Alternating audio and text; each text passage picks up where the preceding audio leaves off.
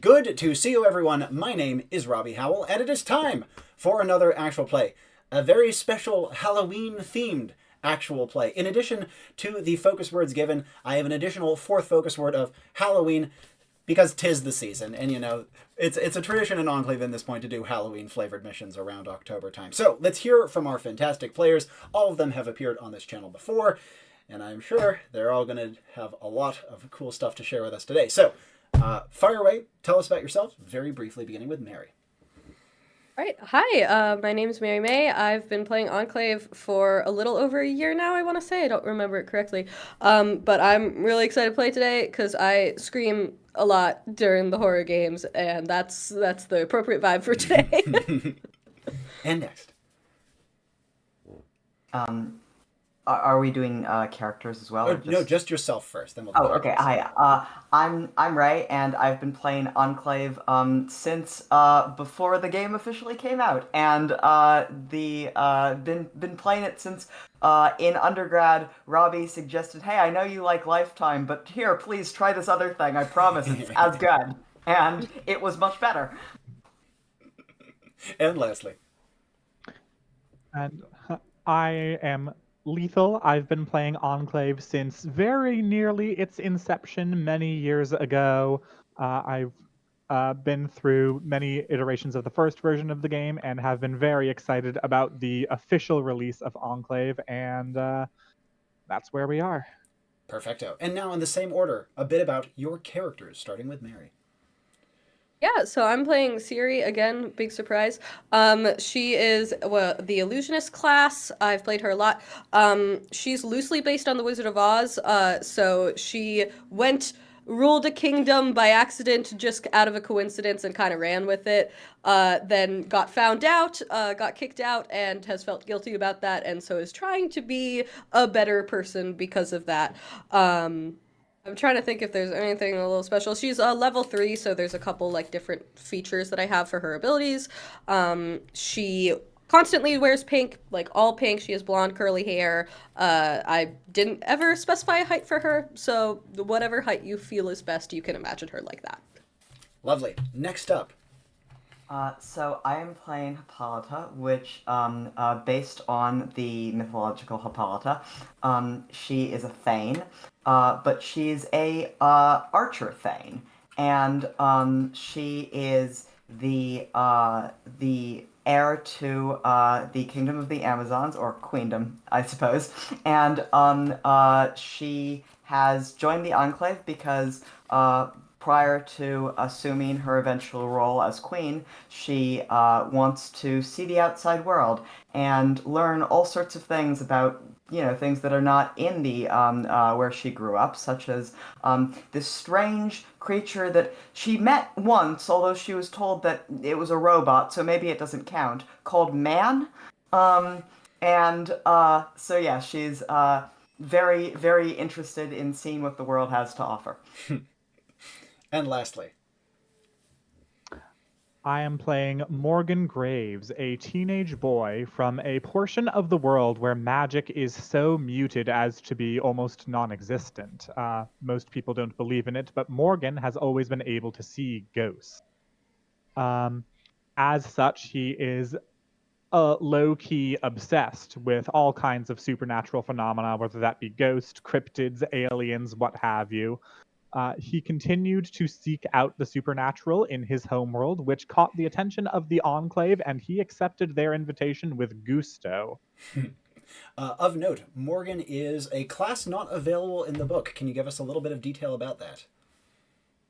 Yes, this is a class that became available to those who participated in the Enclave Day on this server. It's called the Vessel, and essentially the idea of the class is that it's a person with some sort of evil or malevolent or maybe even just mischievous force bound to them in some way. In Morgan's case, he is a vessel of the dead.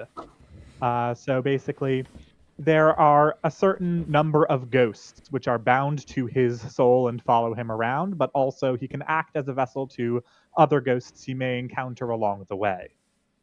He can channel their powers, and sometimes that might go a little bit out of control, but he does have another ability that will help protect his allies from those effects, hopefully. Quite. Very well said. Oh, there is another note. The third and final ability that this class possesses, Insidious Whispers, allows Morgan to query these ghosts to gain information he wouldn't have access to otherwise. And anybody who learns this information will be slowly corrupted, sort of emphasizes their worst personality traits. It should be noted that you too can also use this ability just because Morgan is on the mission. You'll be able to query his ghosts for questions. Interesting. Note that this will corrupt you as well. And your character doesn't need to explicitly know they are doing this. You, the player, can initiate it for them. Gosh. Okay. Yes. You can, as the player, you can just say a ghost wanders up and whispers something in your character's ear without their permission. Okay. Indeed. Would anybody be able to copy paste the description of this ability into chat? Lethal, if you wouldn't mind, that would be very helpful. Thank you. Yes. You can even do a let me screenshot if take you a want. Might be snip. even better. Yeah, I think so. Yeah. That was the plan. Oh, wait, no, that was the exact app that I needed. I just didn't recognize it because it had a D&D screenshot in it. So, your mission statement will be as such. You are being sent to a hot spring. This, in the local area, is not like a sacred place or anything special like that. It is mostly used for mundane tasks like washing clothes and people. And in fact, as this is a relatively low-tech area, and as such they haven't invented any of the wonderful tools that make washing clothes not an enormous burden on day-to-day life, typically what happens is a bunch of the local women go out together in a big group and they wash clothes together so they're not bored out of their skulls. It was a day like any other. However, given that this is a hot spring, it is occasionally prone to great belches of invisible sulfurous carbon monoxide. And as such, about 30 women are on death's door. Oh no. From an invisible gas that is slowly taking their lives. No one in the surrounding area knows this, and the CO has largely dissipated to the point where you all will be safe to breathe, but a lot of these women are not going to survive the day. However, that is not the concern. You are not here to save all of them. Instead, you are here to make sure they are not taken by a greater force, namely, a local predatory psychopomp called Turnigan. Huh. Turnigan is a strange figure. Some consider him, it, them to be an evil force. Some consider him, it, them, whatever, to be more of a neutral force of chaos. But all that is known is that where death is, Turnigan appears and tries to convince people to join. What exactly this means and is and does is not known. However, Turnigan is a very dangerous figure to interfere with. And as such, if someone is dying, you want to stay out of Turnigan's way in this area. This is an exception, however. Reason being is that not all of these women will die from this carbon monoxide poisoning. But if they join Turnigan, they're gone. And as such, your goal is not to save all of the women, not even to stop all of them from joining Turnigan, but to convince as many as possible, particularly the younger ones, to try to hold on to life and to recover. Turnigan is not the kind of figure to sacrifice itself in pursuit of this sort of thing. If you can scare it away or hurt it enough that it will stop pressing the issue, that's a great solution. However, Turnigan is very, very powerful, and as such, the Enclave counsels you against trying to kill it. Parry, deflect, and mostly focus on wasting its time such that those who might recover can get to a state where you can get them out of there. But Turnigan has many tricks up its sleeve, and will try its absolute best to convince the victims to join it. Of note, Turnigan cannot speak. It speaks out of other people's mouths, including your own. So there will be times at which you say things that are being said by another creature through your own mouth. I'm already not happy. Also of note, Turnigan seems to have some sort of storage of the creatures and people who join it, and it is able to summon them forth. So be prepared to not fight Turnigan itself, but many minions, including powerful animal aspects and ancient heroes and things of that nature, though none of which will be anywhere near as strong as they were in life. Just a puppet, almost. In terms of how long this should take, the carbon monoxide poisoning, like I said, has dissipated from the area, but has quite heavily set into many of these women. So we're talking probably well under half an hour in terms of for the time it will take for a few of them to hopefully recover. And maybe there's ways to make that sped up. Again, your focus is probably going to be mostly on the youngest among them if you have to choose. But the Enclave estimates there's zero way that you can save all of them. And it counsels you not to try, in case that would mean that you end up wasting some that could have been saved. Questions? Many. Imagine. So, does Turnagain talks through other people? Does it have a visual appearance, or? Yes. Okay. What does it look like? What should we? So Turnagain does have some ability to shapeshift, but it typically appears quite consistent.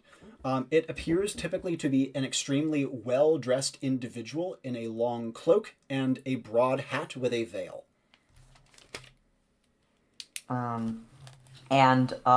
Is sort of visually, would we always see it if it's present? It would be pretty hard to miss. Okay, it's not one of these things of like, can reveal itself, but like, yeah. It's like if it's there, it's there. If it's there, it's there. Though it again prefers to have its minions do the work. Okay. Minions will also be likely unmistakable. Are there any local superstitions about warding against Turnagain, like put a wreath on your door, or running water, or line of salt, or anything like that? Leave. Don't even try. Okay. Turnagain, just run. Yeah. Specifically, do not come between it and the dead. When the Enclave said the goal is to like hold them up and focus on the youngest one, is that an individual or a group of just the younger people in the group? The youngest people in the group. So this is like a pretty substantial group of women, about 30 individuals. If you had to pick a cutoff, like teenagers, if you had to pick. And just in terms of teenagers, like 4 or 5 people. Is there any, going off of what Liesl said, is there any like superstitions on like where he comes from, if he had like a backstory or anything like that?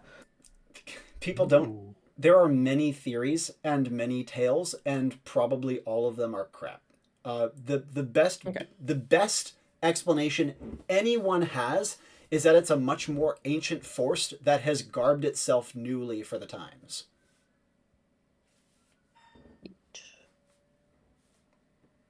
For example, Turnagain's outfit is very consistent across its appearances. It always has the cloak, it has the finery, it has the veil. It has like items such as a snuff box and pocket watch, which are very rare in these areas but are heard of. Do they speak Metro in this area? They do.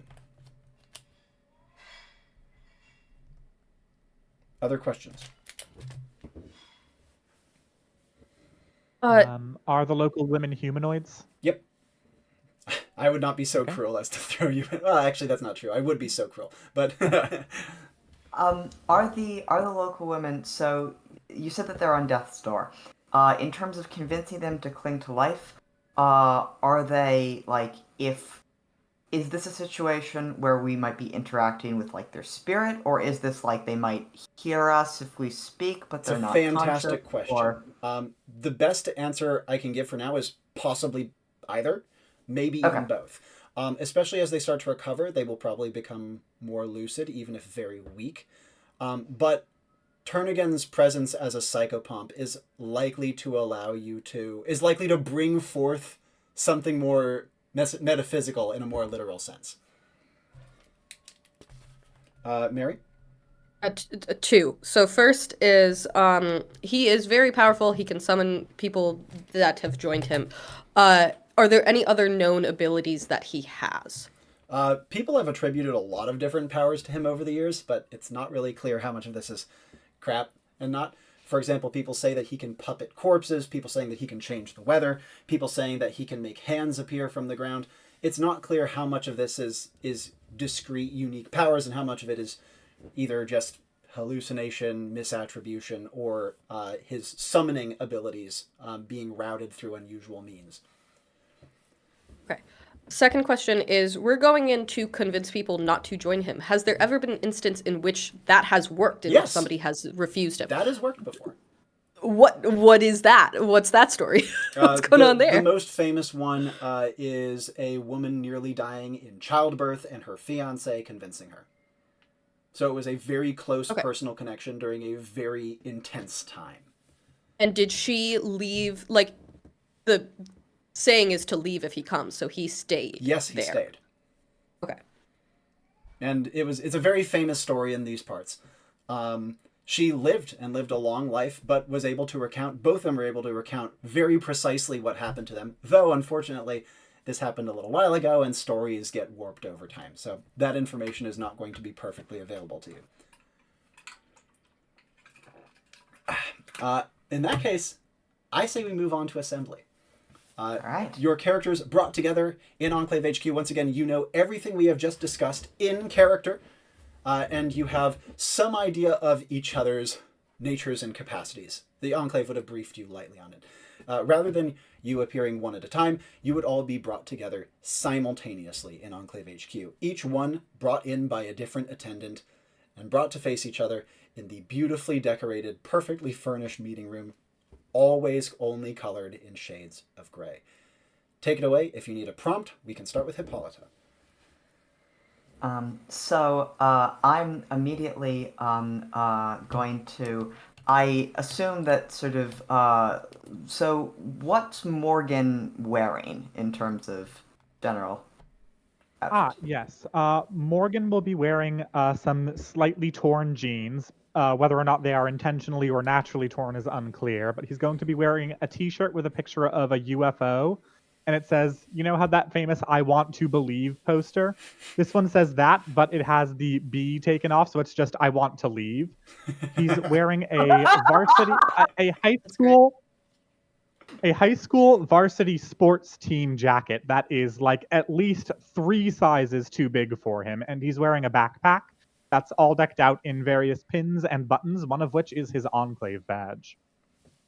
Excellent. Oh, yes, and he's wearing a necklace, simple string, with a Ouija board planchette as its amulet. And Hippolyta, give us a brief rundown of your appearance before we jump into your actions.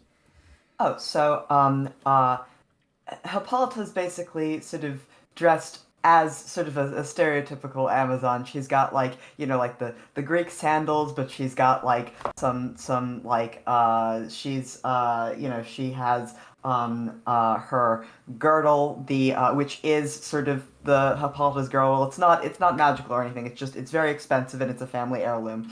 And she is of course carrying her bow.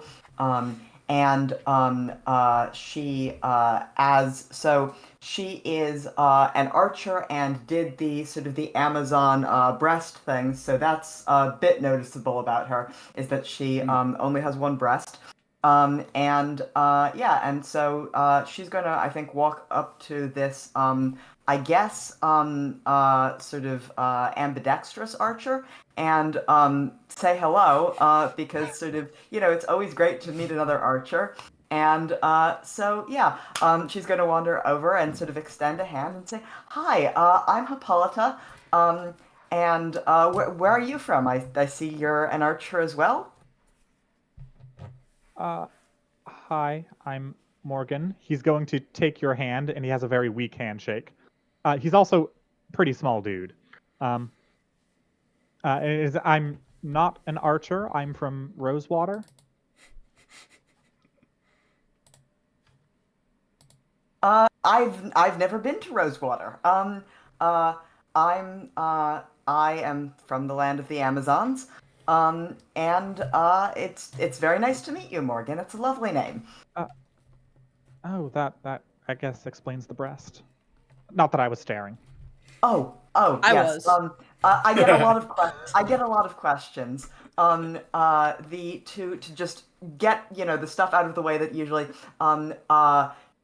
Yes, it was a sort of a big procedure. No, I don't regret it. We have fairly excellent medicine. It is mostly herbal medicine. And I do recommend it to people who are also archers. That's just those are usually the questions I get. Siri, you have things? I don't know if I have anything. I think Siri's just kind of sitting there being like, this is fun interaction. We're gonna die. We're not gonna die. We're gonna be fine. Even if you die, I might be able to bring you back. I mean, not back from the dead, just back to the Enclave, and maybe they can do something. I Yeah, they don't know. can I do. can't make a guarantee on that. Speaking of dead, Ouija board, is that relevant? Oh, well, I don't have the board with me, just the planchette. Oh, I misspoke. Is that magic? Because that would be helpful. Well, I mean, I bought it at like a regular store, so I don't think That's so. fair. But it might help me channel my magic. Oh, yeah. So we're all just like accepting that magic is a thing? Yeah, that's kind of been the norm for. I mean, I had my own like journey of oh gosh, magic. About 6 years ago. So you'll get used to it. It takes like maybe like 3 months. It's actually faster than you would I mean, realize that you get I'm used to it. used to it. I'm just not used to other people being used to it. Oh yeah. I mean, I think Well, magic. that's fantastic. That's great. The weirdest thing about magic to me is just that they call it magic. Obviously we're all familiar with gifts from the goddess, but sort of actually working magic yourself, that's a little bit unusual and sort of yeah, it's I'm with you. It's sort of I'm a little bit out of my element here. Well, Siri, you're able to make people hallucinate, right? In a sense, I wouldn't call it like a full hallucination. I can make people see things. That might be helpful, because so when you're investigating a haunted house, the first thing you always want to do is check for carbon monoxide because that's the leading cause of most hauntings. It can make people delirious and sometimes even hallucinate. And if it turns out it's just carbon monoxide, then it means there's no real ghost there. Disappointing as that is. But because of the carbon monoxide poisoning, maybe these people would be a little more vulnerable to your illusions, and you could make Turnigan seem more scary than he is. Potentially. I'm intrigued.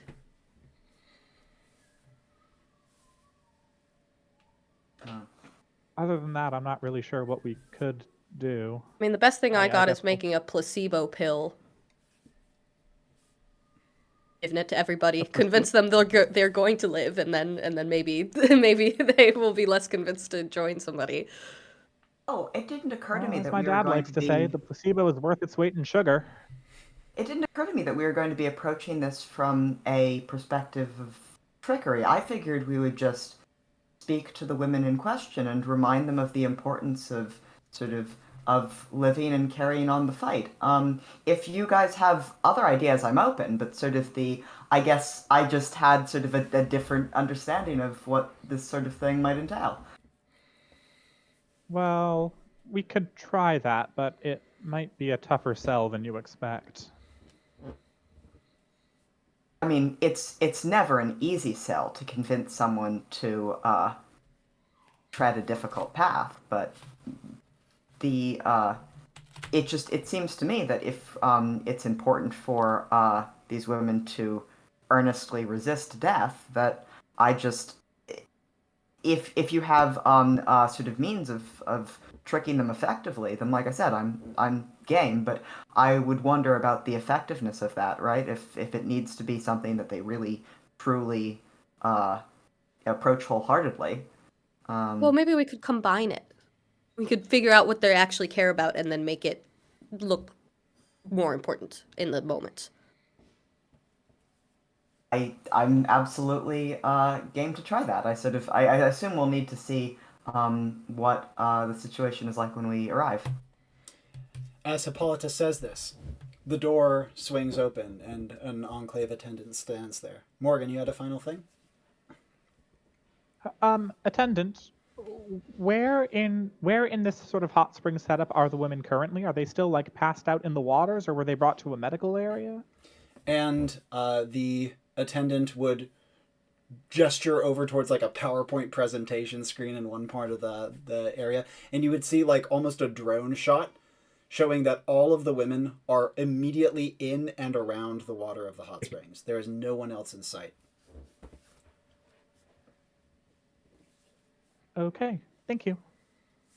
And from there, May the attendant beckons. All right. Morgan follows. And brought through Enclave HQ, with its soaring cathedral ceilings and its winding labyrinthine passages, past faceless attendants and colorful agents, some of whom wave, some of whom salute, some of whom snarl, some of whom ignore you entirely. And brought finally to the teleportation chamber, small and dim, with rounded corners at the walls and ceilings, and 3 gleaming pads upon the floor. Final actions before we begin. Anybody want a fan? I have 2. I'm doing all right, but thank you for offering. Okay. I don't know. I'll give it to you if you need it. I imagine Siri just kind of quickly plops this into Morgan's hands before he can say anything about it. I'll let that happen, yeah. Sure. Yeah. All right. I'll stick that in my backpack carefully because it's paper. As well as, let me see. I give you each a hand mirror. Oh, I have 2 of those as Oh. well. thank you So it'll very be a much. little I don't- awkward. I don't have anything to give you in return, and I'm very sorry for that. Perhaps after the mission, I could invite you to my residence and make you food or something. That would be lovely. I feel woefully unprepared for this cultural exchange. If it makes you feel better, I expect both of those things back. So, Well, thank you for lending me the mirror. of course, if you'd like to talk to me through it, or if you'd like to, so it's going to be a little awkward because you have to talk to me. If you want to talk to Morgan, you have to talk to me and then I'll talk to Morgan. But we'll figure it out. It'll be helpful, maybe. We'll find out. Oh, they're scrying mirrors. Amazing. Yes. And you feel your bodies dissociate, the tingling sensation beginning in your toes, rising through your legs, into your trunk, up your neck, and then to your face. And when it hits your eyes, your vision explodes into color, and the world falls away. And then it returns as quickly as it arrived. The air around you is thick with steam. The sky is dark. And it is cool, though the heat coming off the hot springs makes it more like the cool of getting out of a hot shower. You can see that around you there is a relatively dense forest, and it's like a pleasant, overgrown forest. The leaves are not browning or anything of that nature. In fact, if anything, it looks maybe not tropical, but somewhere approaching equatorial. The hot springs climb up around you in these sets of elegant cliffs with little small waterfalls pouring down into subsequent pools. The cliffs themselves all have stairs carved into them, and they're not soaring and tall. You could climb from here to the top in like 2 or 3 minutes. There are also a number of small lean-tos around, little basic covering areas that have like washing tools and basins and scrubbers and bins, as well as racks upon racks of drying laundry. But most importantly, of course, are the women themselves. They're all about themselves in the water and around it. Some, you can see, are even drifting face down in the water themselves. But the majority of them have their faces above and are slumped, some with their eyes ever so slightly open, some with their mouths open, but none whatsoever moving. What is moving, however, is each and every woman has something strange going on with their right index finger, as though the right index finger were made of thin thread and was winding away, leaving just kind of an empty, like an empty void if you were to look straight down it rather than flesh and blood. Immediate actions upon arrival. We will begin with Siri. Right, great. I have 2. First of all, I fucked up the hand mirror. That's not how it works. I need those back. No problem. We can strike that from the record. Okay, great. Second is I immediately want to use viewpoint and try to pinpoint where turn again is. How will you do so? I'm gonna close my eyes, focus my brain out into the universe, and try to see something that is dim, since he has a veil over his head. I think he talks through other people's mouths, so hopefully that doesn't affect the viewpoint in any way. But I'm trying to think if there's anything else I can use. I'll stick my hat on a little stronger, since he's also wearing a hat, kind of thing, veil. Maybe it'll help me connect to him a little more. We'll be hat brothers. And as you do so, give me like one more piece. How are you going to like initiate this, kick this off? Is this going to be the sort of thing where you close your eyes, focus a little bit, and then try to have it happen? Or is there going to be another initiation point to it? So the way I've imagined this in my head, which I think maybe makes it more complicated than I want it to be, is basically viewpoint hopping of like, okay, I hit the first few people that are near me. That's not it. That's not it. And I just keep doing that until I find something. I see. Yeah. I might be able to help this along. Can I tell that Siri is initiating magic? Let's get some other actions from Morgan first, because there'd be a lot to take in surrounding. So what else would he do initially before noticing his allies? Okay. Probably he'd say, well, we gotta get the face down ones out of the water and start trying to take off his sneakers. Yeah. As he is doing so, immediate actions from Hippolyta. So she's definitely thinking the same thing. I'm thinking also, so in terms of like who's in the water versus not, like triage wise, sort of are the people who are sort of most in the demographic that we're supposed to focus on, are any of them specifically in the water versus like not? Do sort of does anyone who like I understand what you're going for. There are quite a few people in the water, but most of them are in the shallows slumped. There are only 3 people who are face down and drifting, and none of them look particularly young. Okay. Does sort of for the people who look young, are any of them sort of in a more precarious situation? It's like does anyone stand out as like this is someone in the group that we're supposed to be focused on, and this person sort of moving them would help? Yeah, absolutely. Because you can see a couple of them, when they collapsed, they kind of collapsed against each other over the water. You know, like they're both like up to their waists in water and are only barely holding each other up from their own unconscious bodies against each other. And there's several of those. So I'm immediately going to head towards one of the groups like that and try and basically just being careful not to like jostle anyone so that they fall like face first into the water. Sort of move them so that they're propped up on land and sort of in a like a recovery position. Sure. So that Remind me, might, skill, vigor. So normal might, plus to skill, and normal vigor. Cool. Yeah. So in that case, the making sure people don't like tip over and splash into the water is definitely something you'll be able to do without much trouble. Siri, immediate follow-ups to when you're kind of like trying to quest around with the viewpoint. Because of this, the viewpoint doesn't happen immediately by any means. Yeah. You can, how to describe it? Imagine trying to thread a needle and you don't lick it first, so it just kind of wiggles everywhere. So there'd just be like this, but like it's an internal esoteric sensation. Mm-hmm. While you are questing in this way, anything else you'd like to do, or anything you'd like to add to refine your search, so to speak? The unfortunate thing is I can't think of a lot of things. I don't know if this would help particularly, but just try to think about people that I know that have died and see if that helps pinpoint somebody who sees death often. Can you give me an example? Yeah, sure. I'll go with Shaggy Man, who I've mentioned before. He's a character in Wizard of Oz. And he was well beloved by everybody, but also hecka old, and eventually just became dust. Sure. As you are thinking this and trying to refine your search, Morgan, you'd have your sneakers off. You'd notice Hippolyta wading out into the hot springs to get people out. You'd also notice Siri with her eyes closed. Okay, I'm gonna head towards the water and try to get my socks off while moving. It's gonna be a little awkward. Yeah, absolutely. Like waddling over to the water. Like I just asked, might, vigor, and skill. Let's see. I think it's baseline to all, but Baseline in all three, but it should be Yeah. noted that if character creation allowed for minuses, I would have minused his might. sure.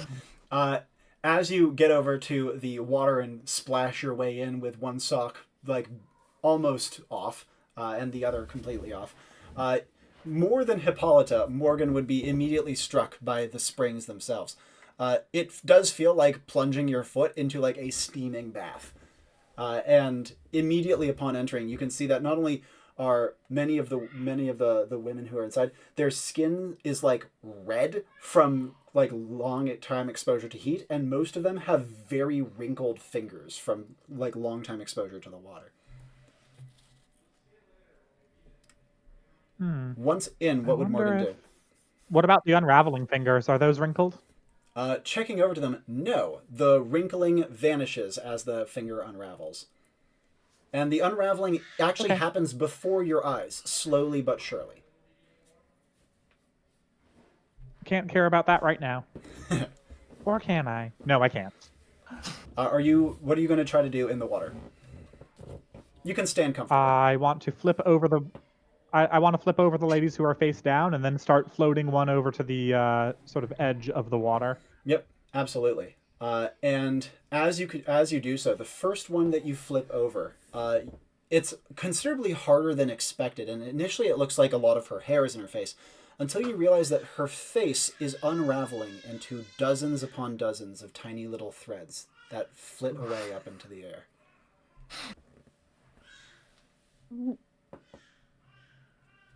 Can I give her like a sort of gentle slap on the cheek, like, hey, still with us? And Wake as up. you do so, you find that the threads, almost like if you've ever been around like small snakes, the threads like gently try to curl around your fingers as you touch. And the woman's mouth, with threads coming off of her lips, opens. And you hear a kind of waterlogged, guttural voice saying, "Shake is not coming back."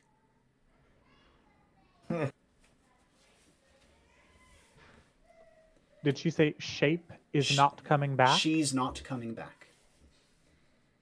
Yep. That's what I thought. Okay. Yep.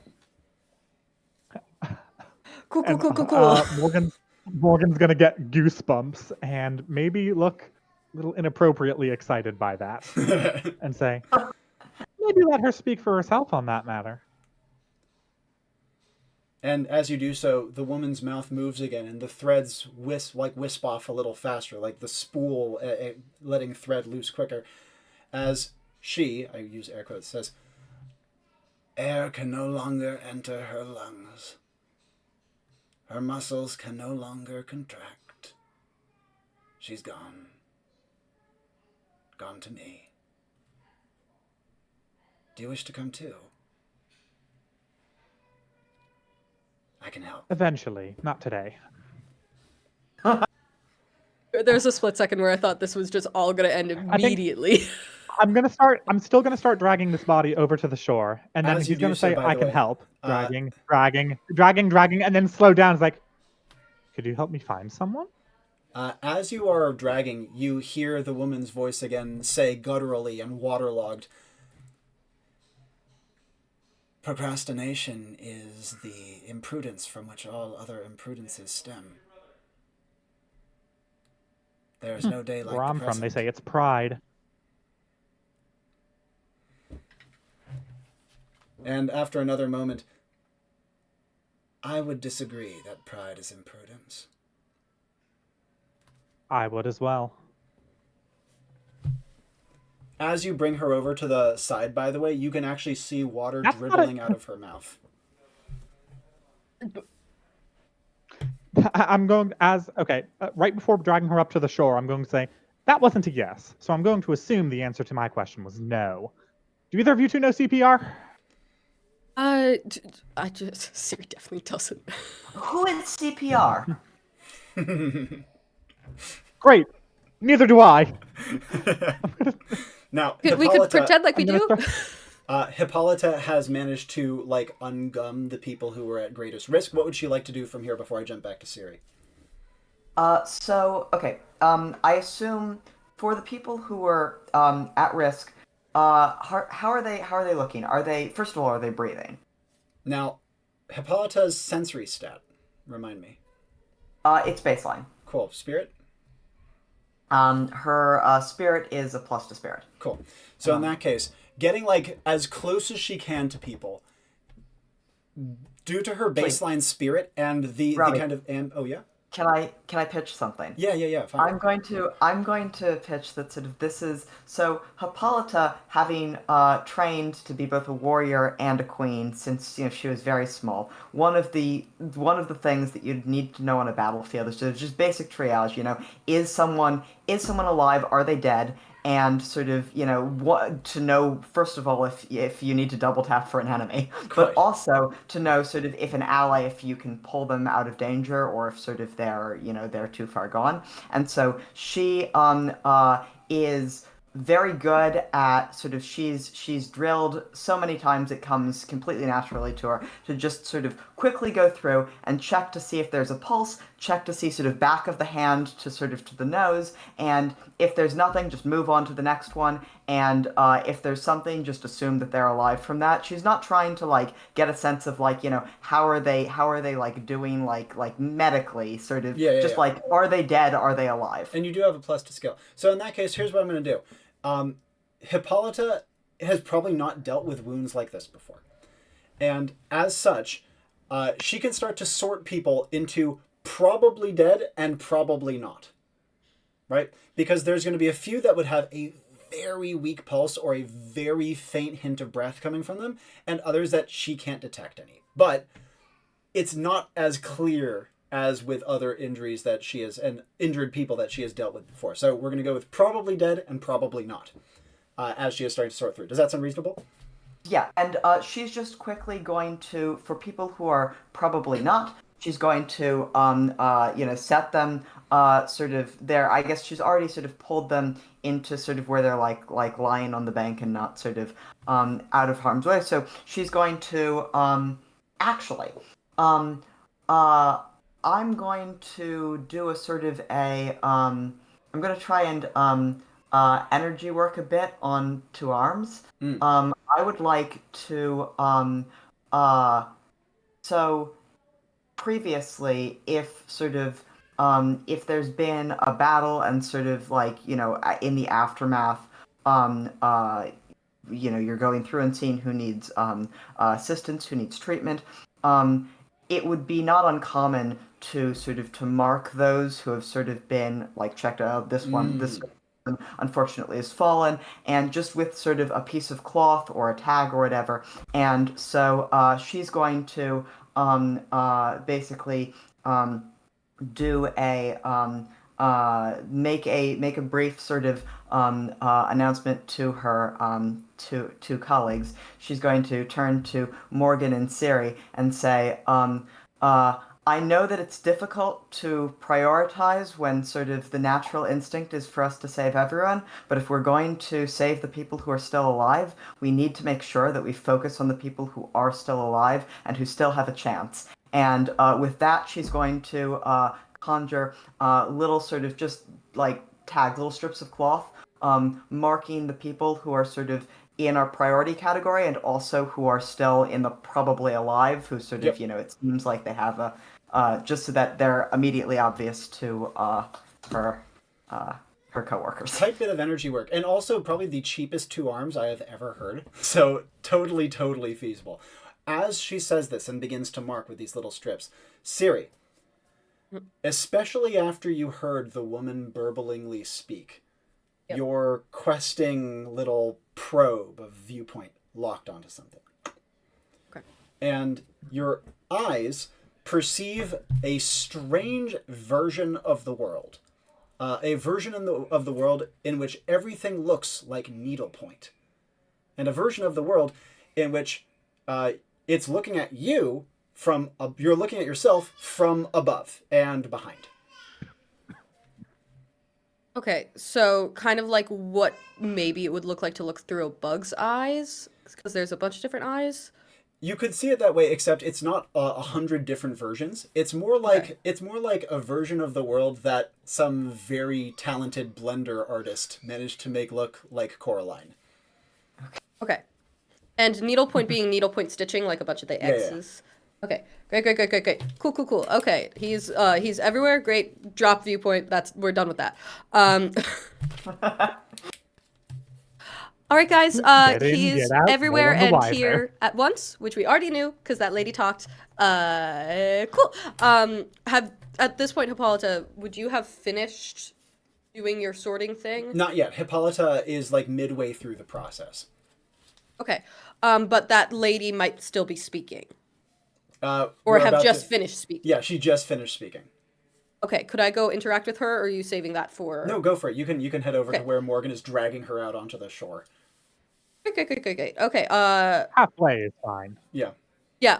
I'll go up to you, Morgan, and just extend my hand, or my folding fan, to catch some of the things drifting off of her. Yeah, the little threads. You find that your fan cuts through them effortlessly. The threads keep on kind of coiling up post the fan, but the threads that you cut actually like lay on your fan like little threads of hair, so they don't just wisp away into nothing.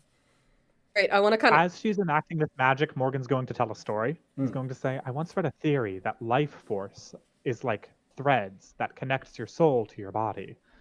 And a necromancer could take control of those threads to puppet you like a marionette. Seems very thready, don't you think? Seems very specific. How do you know that? I read it in a book once. Read? Huh? What? What? Thing. Nothing? She's gonna take her fan and try to look at the threads and see if she can surmise anything about it. Sure. Sensory and spirit. My sensory is 2, spirit is 1. 2 spirit is 1. Okay. So, a couple things you note. First of all, the threads don't have any sort of color match to the woman herself. They don't fit her hair, her skin tone, or anything like that. Second of all, the threads are kind of iridescent in color, but mostly just look gray, unless you look very, very closely at them. They're extremely thin and fine. Last thing you note is that though there is a bit of wind here, enough so that there's a little bit of like a ambient like noise within the trees, the threads do not move or blow away. Fantastic. Can I have a little vial, please? Because I have +2 luck, and I would like a little glass something. Little glass, something. Does it have to be glass? No, just something. Hopefully not cardboard, but Yeah. In that case, what I can say is, remember those little like covered dwellings, like the little lean-to buildings? Those would have a number of little vessels inside of them that you could grab. Not Morgan vessels. I do a different pitch actually because I actually, I said actually twice. There are sometimes where I dress up as Siri and I have an earring that is the shape of a teacup. It's like little tiny. It's a little tiny teacup. Can I have adorable. that? Yeah. I'm absolutely okay with that. I like that even better. Right, it's under the seat in my car and I can't find it anymore. But so can I take my little tiny teacup earring and scoop up a little bit of the thread? Yep. Great. It rests inside of it, kind of lolling out a little. Great, and I'm just gonna bring it back to the lady and try to like dump it on her forehead. It drifts down, and you can see that where it touches, before it actually touches her skin, it perfectly links up with one of the threads coming up off of her and kind of re-assimilates into. Cool. Okay, that's I'll stop myself there. Morgan, follow-ups that you would like to take. You could have a passive eye on what Siri is doing, but what would you like to do besides? I'm going to watch what Siri is doing somewhat starry-eyed because, whoa, real magic. But also, I want to use Insidious Whispers. Yeah. What are you going to activate? What are you prompting it Targeting for? targeting Turnigan. Yep. Using it self-use. But targeting Turnigan on the topic, what does he want all those souls for anyway? Ooh, that's really cool. Let me think about that. Okay. In that case, as you consider this, you would hear in the depths of your mind a chorus of rasping voices. that whisper kind of like on top of each other and over each other, but eventually you hear the words come out effectively as, "Cloth goes threadbare over time. Over time it wears away, doesn't it? Doesn't it?" Oh, okay. Morgan's conclusion is immediately that he's using these souls to repair himself. Yep. I don't know this. Why am I making a comment? I'm so sorry. Yeah. And Morgan, what would you do after the voices enter your mind? I realized that I was holding my breath without knowing it, and then kind of let out, and then just kind of exhale shakily. Yeah. You good? Have you done many of these before? This is my first. Oh, I'm so sorry. Yeah, You're sorry? well, no, they kind of suck. They're very scary. You'll be fine. No, you're gonna do great. I mean, I'm good with certain types of scary. I like horror movies. Great. This is gonna be just like that. Great. Never mind. I should help with them. By the time the two of you look down, by the way, the woman who has been wisping away, you notice that so much of her has unspooled that her face is about half as deep as it was before. It's just, at this point, just an empty cavity with threads wisping off of it all the way up to her hairline. Her hands are also her hands are also completely gone, and her arms are in the process.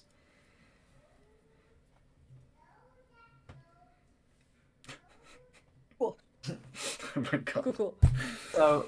So I am incredibly disturbed by that. Hippolyta's probably not actually, because she's probably seen pretty bad battlefield injuries, and this is a little bit more mystical than that, right? Yeah. But like the sort of in terms of what like she needs to do, it's kind of the same regardless of whether like she has half a face because it was sort of, there was like a blow to the head, or if she has half a face because she is being unspooled. But, oof, Robbie, what an image! Speaking of Hippolyta, actually, she has finished sorting almost all of the victims. There are only two that she hasn't got to, which are the two other face-down floating ones. Okay. How old do they look? They are both older. Okay, so, given it was very much emphasized to us that sort of that turnabout is, one that you don't mess with, and so, ideally, Hippolyta would love to take some time for them, but, like, I think that sort of it's more important to just prioritize the ones that we're sure are alive, because, like, who knows if we'll be able to get to them otherwise. So I think she's gonna just sort of make a tough decision here, and turn to the ones who are in the probably alive category, and see if there's anything she can do there. I think her instinct is, because she's never dealt with like carbon monoxide poisoning before, but sort of since we need to make sure that these people try and cling to life, I think her instinct here would just be to sort of speak, assuming that sort of some part of them might hear her, and sort of basically to get sort of close by, speak in sort of a firm but comforting tone. Sort of she doesn't have a great bedside manner, but sort of the and just kind of say very matter of factly to these women that sort of I know that wherever you are right now, whatever you're feeling, must be very scary and must be very difficult. But I need you to remember that you're alive, that people depend on you. Whoever you have back home is waiting for you, and it's very important that you keep trying and you keep fighting whatever you're fighting right now, and that you come back to us, and you have people who are waiting for you, and we're going to do everything that we can to make sure that you come back to us and come back to life. Do you understand? Now, who specifically are you saying this to? Are you trying to address all 27? Because that's a bit tough for bedside manner, or are you going to try to target a smaller group? Are there 27 people who are in the probably like I alive see. category? The probably category is 11. Okay, so she's going to try and address all 11, but sort of the it's like in terms of where she's directing her attention. If she notices that anyone seems to be like moving at all or displaying any, like she's going to focus on Of course, of whoever course. seems like they're likely to hear. Now, I should note, as Hippolyta is saying the very end of this, to everyone besides her, this would sound perfectly normal, but out of her mouth, in her voice, comes the line, "Think about who's waiting for you back home. Think about it." To Morgan and Siri, this would flow naturally enough from the rest of what she said that it wouldn't even stand out. To Hippolyta, though, it would be extremely strange. Like, Okay. the best analogy I can Oh. give is, have you ever been driving, space out, and then realize half an hour later you were spacing out while driving and you've just been driving the whole time? And after Well, great. Yeah, it's It can like work with walking as well. it's like spacing out while talking and then only realizing that you spaced out after you finished saying it. But it is a distinctly alien feeling. Does anyone seem like they react to that sentence in particular? You see that some of the threads off of their fingers dance and wave to it. And in fact, one or two of them, the threads kind of bend more notably than others. Okay. I Before don't we like go, that. Before we go further with Hippolyta, though, Siri, actions you'd like to take. You've been speaking with Morgan. You hear what Hippolyta is saying over your shoulder. Okay. Great. Morgan, do you want to talk to this lady? I have. Yeah. Okay, you're gonna talk to this lady. I'm gonna go find a different lady, and then I want to go find a different youngish in the good pile lady. Nice. Yeah. Good pile lady, easily findable. Once you do so, what would you like to do? Okay, great. I'm gonna put my hat on her. Actually, no. I'm gonna try to catch all her strings in my hat. I'm gonna hold it above her and just try to Yeah. like. Well, the good pile, they typically only are unspooling from their fingers. Oh, great. Easier. But before that, I do that, actually, this I don't know how to do, but we'll figure it out. So I want to drop a smoke bomb, but I want to, like, blow on the smoke bomb or something, so that the smoke bomb, instead of being smoke, it's little tiny X's. Little tiny X's. Where do you want the little tiny X's to go? Just around? Just everywhere. You It's know like what? smoke, but X's. Little tiny X's? I'm okay with that. Neat. Bam. Hippolyta Okay, would now find I'm gonna- herself suddenly immersed in little tiny X's. Okay, that's disturbing. All right, great. Now I'm gonna hold up my hat. I'm gonna catch this lady's stuff and kind of kneel Yep. down next to her, and shit. Viewpoint's not off cooldown, is it? No. That's okay. We'll go with plan 2. I'm gonna kind of lean over her shoulder and go, "Hey Morgan, can you open that fan for me real quick and just like wave it around for like a hot second?" I can do that, but first I have another idea. Okay. I want to light a candle, one of my candles, before doing that. Pull it out of my backpack. Little tiny Light it X's with a rain lighter. down upon you. Yeah. I want the X's to get a little embery from the flames of my fan, because I'm Yeah. fanning towards Siri, but I'm fanning from behind the candle. Sure. And I want this to help conduct the candle's effect of muting enemy magic. Lovely. Now, as you are kind of fanning the candle a little bit, Siri, actions you'd like to take as Morgan begins to work your fan. Okay, great. Hopefully that is enough confusion for the guy to not see this as well. So we'll go with this. So I'm gonna hold out my hand mirror. Yeah. And try to angle it so does she have eyes still? Hopefully, I would not like it if she didn't have eyes. She does still have eyes. Right. Okay. Are they open in any way, shape, No. or form? Okay. That's all good. I'm gonna just hold my mirror then. I'm still gonna angle it so I can see her face through it, and seemingly she would be able to see through my face through it as well. Yeah. And I'm going to concentrate as well as I can and try to open a line of magical communication, because maybe the magic can Marvelous. go through whatever's preventing her from The speaking. mirror's line is open a line of magic. The mirror says open a line of magical communication. So in that case, as you do so, you would see that Initially, nothing seems to happen. You don't see anything on her face. You don't see anything on her, like around her. Even in your mirror, it seems loose. But from her finger, you see the thread looping rapidly, and it takes the shape of her face, but like line art. You know what I mean? Okay. It's simple and shifting, but recognizable. It has her striking eyebrows and her very sharp widow's peak. It has her small mouth, and it even blinks somewhat realistically. Hey, honey.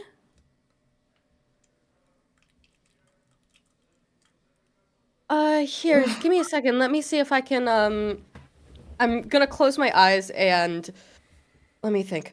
I'm just leaning on +3 to arcane, but, screw it. Okay, I'll take out the second, hand mirror because I have it and try to, like, triangulate her face to have the second hand mirror help, and then maybe use I feel like Siri would be like semi decent at lip reading. I don't think she's the best at it, but I think she'd like have an idea of how to do it, and just try to manifest that skill as magic and get it to speak out loud. You have 2 sensory and 1 spirit as well.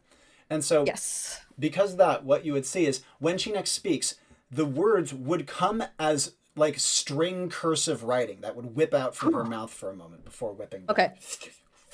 That works. And what she says is it evening?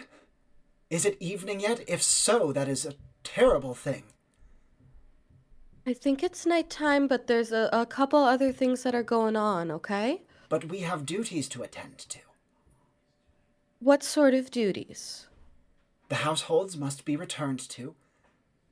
Hey. Our fathers in the fields and our fathers out in the fields of battle as well must be tended to. Okay, So much relies on us. Don't you understand that? Why do you keep me here? I'm not keeping you here. I'm here to try to help you get out, okay? But you are keeping me here. When was your father in battle? He is there now. We are pressed on all sides. Okay. I promise I'm here to help you. I want to help your father as well. Where you're going, you won't get to him. The path you're taking will lead you further away from him. That is not If you true. come with me, I'll bring you to a more direct route. That is not true. You don't know that. You're not from around here. I can see it in your face and in your clothes. I'm not from around here, but I have powers, and I can see that the way you're going is not the right way. She looks rebellious. Her little string form. And your mouth says, without your permission, you're a very intelligent girl, though, and I trust you.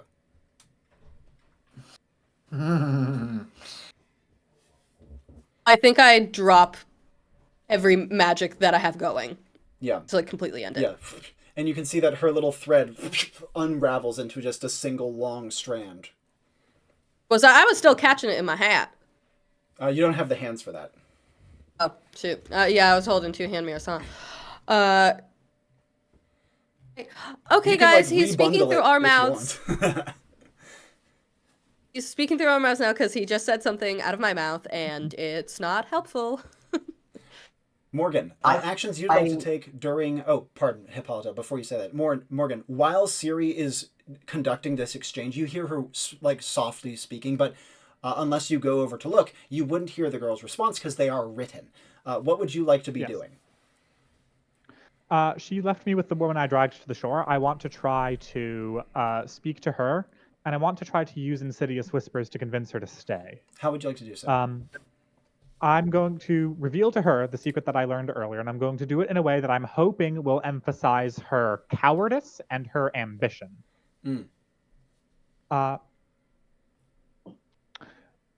Okay, so I'm going to kind of lean down and whisper into the space where her ear would be. And, like, I think Morgan is kind of dissociating from this by thinking of it as some really, really sick practical effects, but he is really into it, too.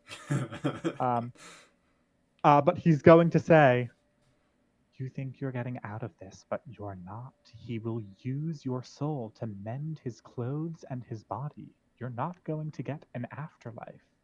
Don't you have things you still need to accomplish here? Stay. And as you say that, your own voice, this is almost at the same time that, like, as Siri is speaking without her own voice, your own voice says, under your breath in the same tone, she's gone, the dead can't hear you anymore. The dead. And this would be when Siri announces this. Hippolyta, you had a response?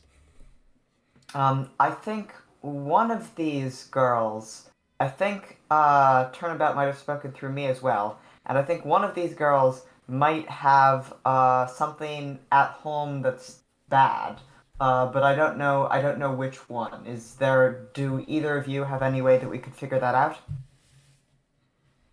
I could, if you give me a second to finish resting up, I could try some inane nonsense that I pulled off once, but I'm not sure how many times I can get away with that bullshit. And Morgan, you had a response or something else to do?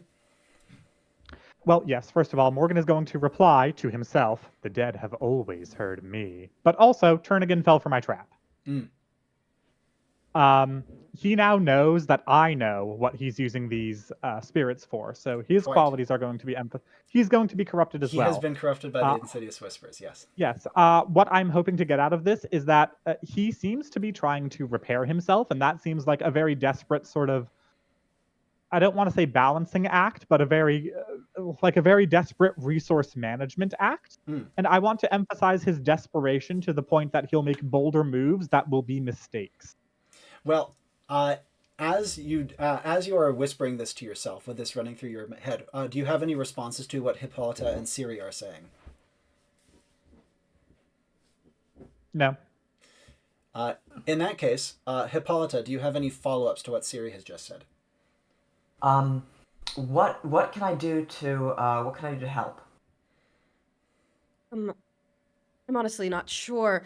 I'll explain what I did once and see if it helps, but it's very difficult to do, and it might be more useful to me to do something else. I tried to see through someone's eyes, but into their past. And I've only managed to do it once. Okay. So maybe that's Well, I'm worried that if we keep on speaking to them and Turnabout keeps on speaking through us, we could end up making the problem much worse. So I think we need to figure out what would keep these women here so that we know what we should say to them. Siri, you had a thing? As you're speaking, I want to use Phantasm to write in cursive in the air in front of me. I wonder if he can speak like this. Ooh.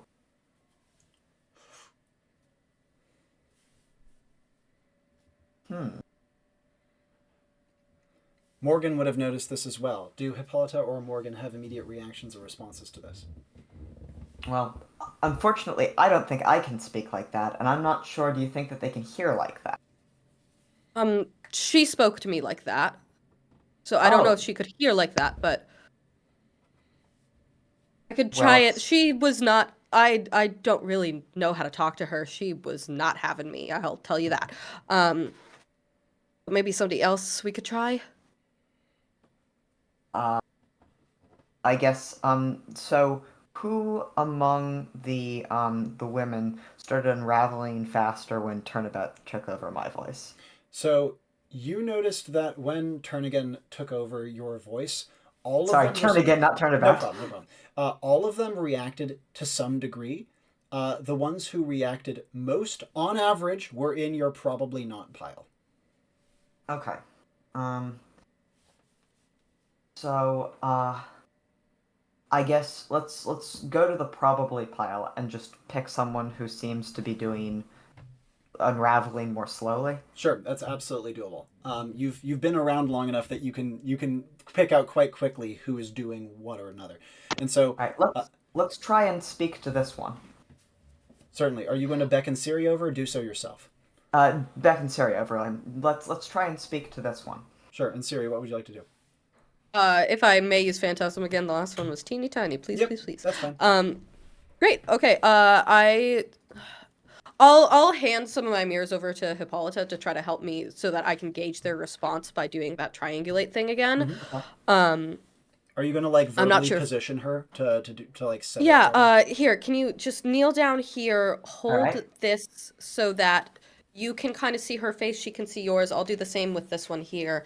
And then give me a second, I gotta magic up here real quick, and I'm gonna try to read her lips if I can to try Yeah. to get that same effect that I had before. So as you establish the link, two things of note. First of all, with Hippolyta holding a mirror, you can see from Hippolyta's reaction, subtle though it may be, she's not a big reaction sort of person, that Hippolyta can see the little thread face as well. Okay, great. Additionally, when the thread face appears, you can see that immediately she says, "Why is it dark all of a sudden?" And I'm gonna use Phantasm to write in front of her face. It's been dark for a while. And you can see that her little face blinks and responds with, "That's very bad. That means we've failed to some degree, at least. I hope that apologies will be accepted." What did you fail? Well, we have important tasks to be done here and at home. We need to return home to support our fathers and our brothers. I will help you get there. There is a voice you are hearing that speaks falsehoods. And is this written? Yeah. What do you mean? The only voice I hear now is yours.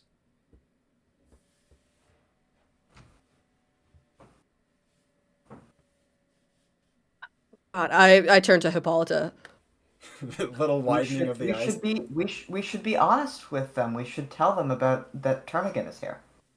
Okay, I'll say, Turnigan is trying to get you to join him. You notice that when you write the word Turnigan in the air, it censors itself and does not show. Oof.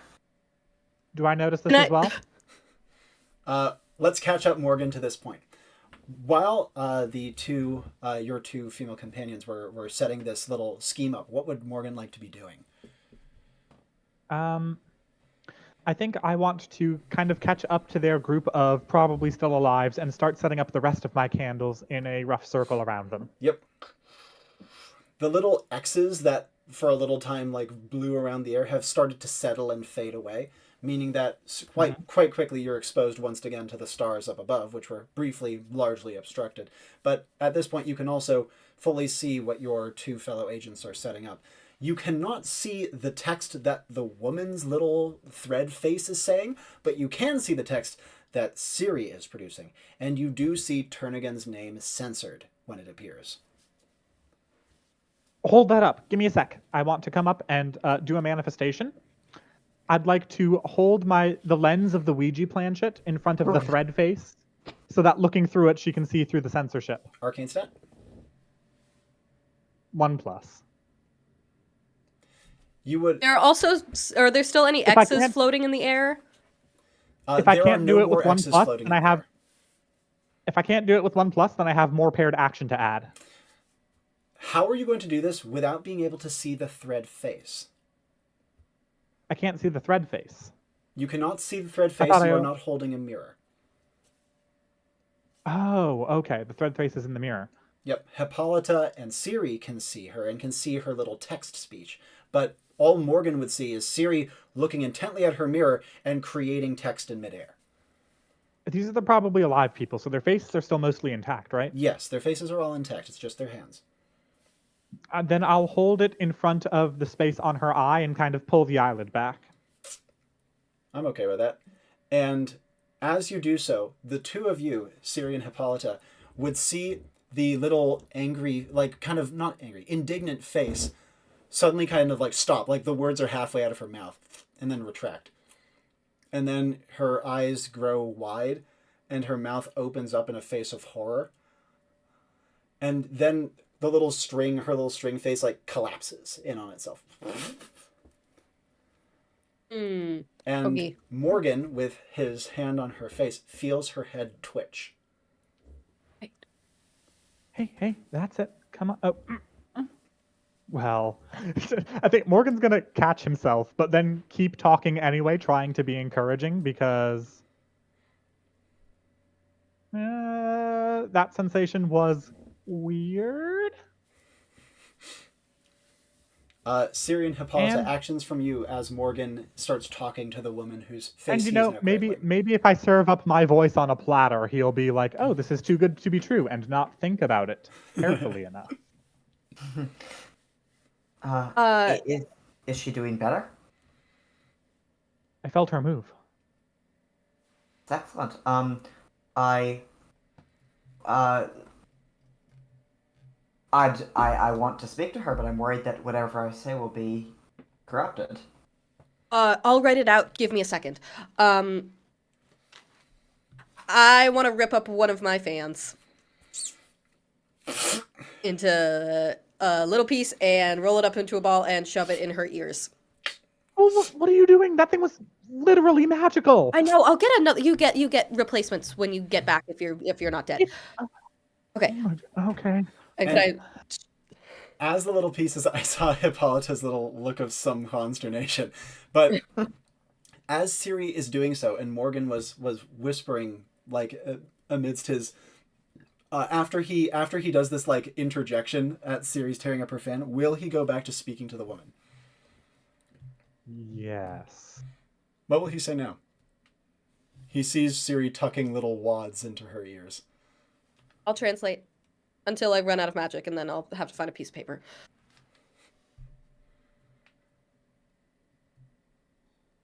Stay with us. Don't follow the river of death. Stay on this side. Have things to accomplish still. And Morgan feels his voice taken again. So much still to accomplish. Fame and fortune await you in the woods. Oh, yeah. I'm gonna copy that down because I don't know. Yep. Fame and fortune await you in the woods. Yep. In the woods? Where are the woods? This is a wooded area, though the woods felt capitalized the way Morgan was saying that.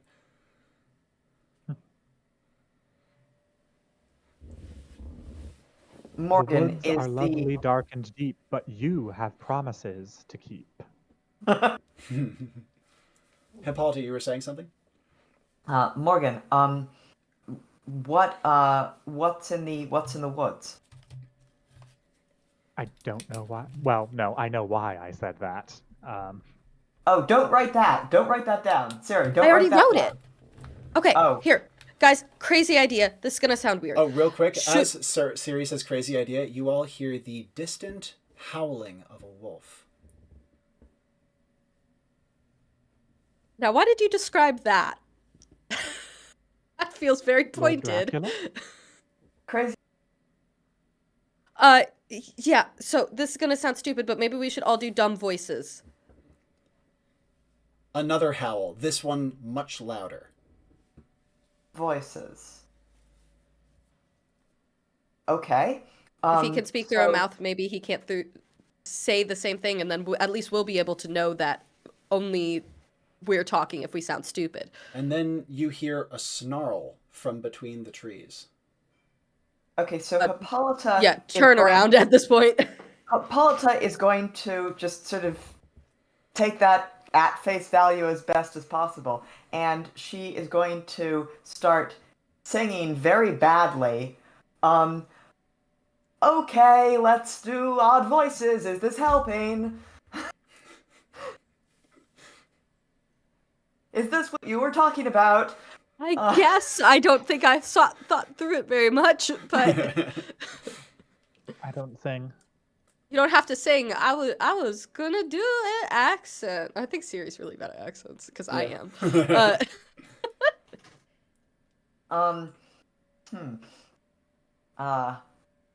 Yeah, Hippolyta is Maybe also not. not going to be good at accents at all. Like, she's sort of the. This is a bad plan.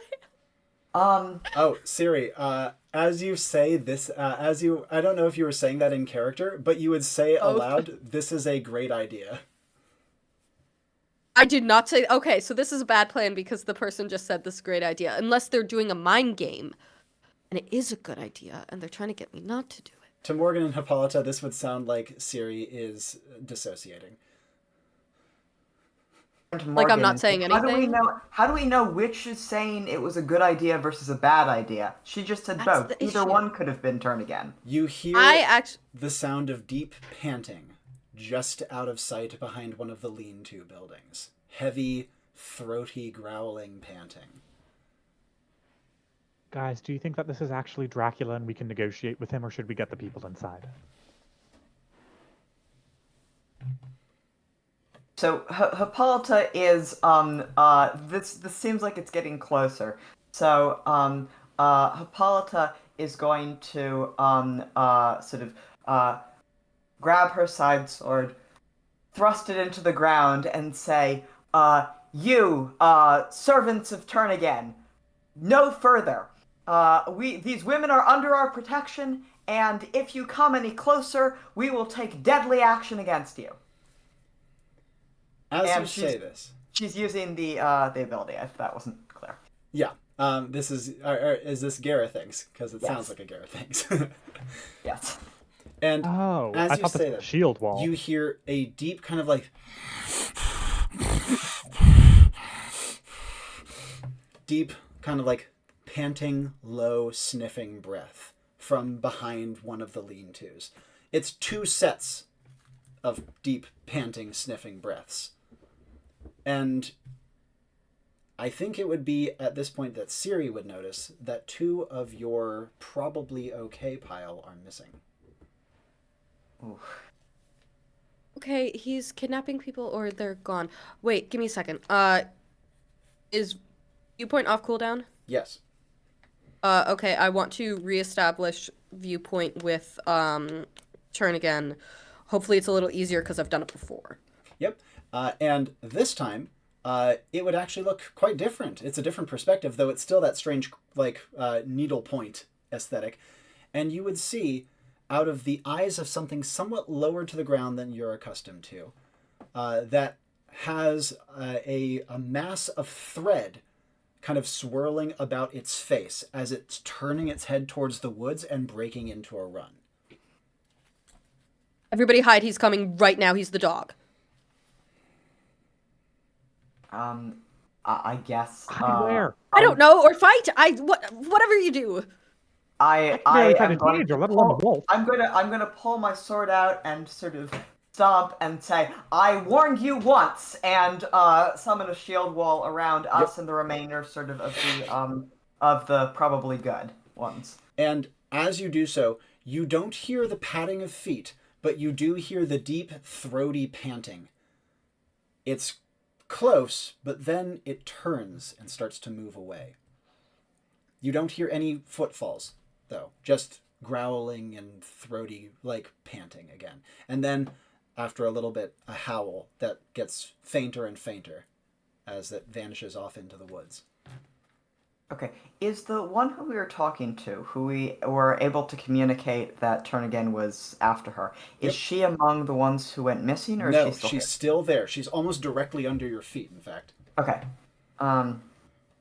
So, I guess, rather than talking to her, I'm going to just kind of, like, lean down and gently try and kind of rouse her, and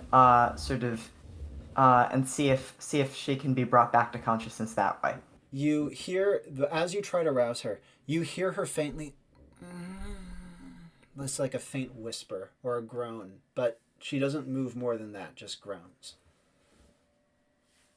Okay. Where are the youngest ones that we were supposed to prioritize? Are they in the probably okay pile or the probably not They are pile? all in the probably okay group, and one of them was picked off.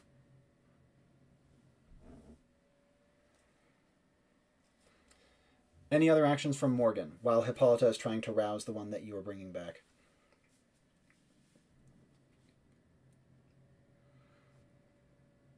The two of the youngest that are left, I want to try to search the hems of their clothes to see if they have their names on them.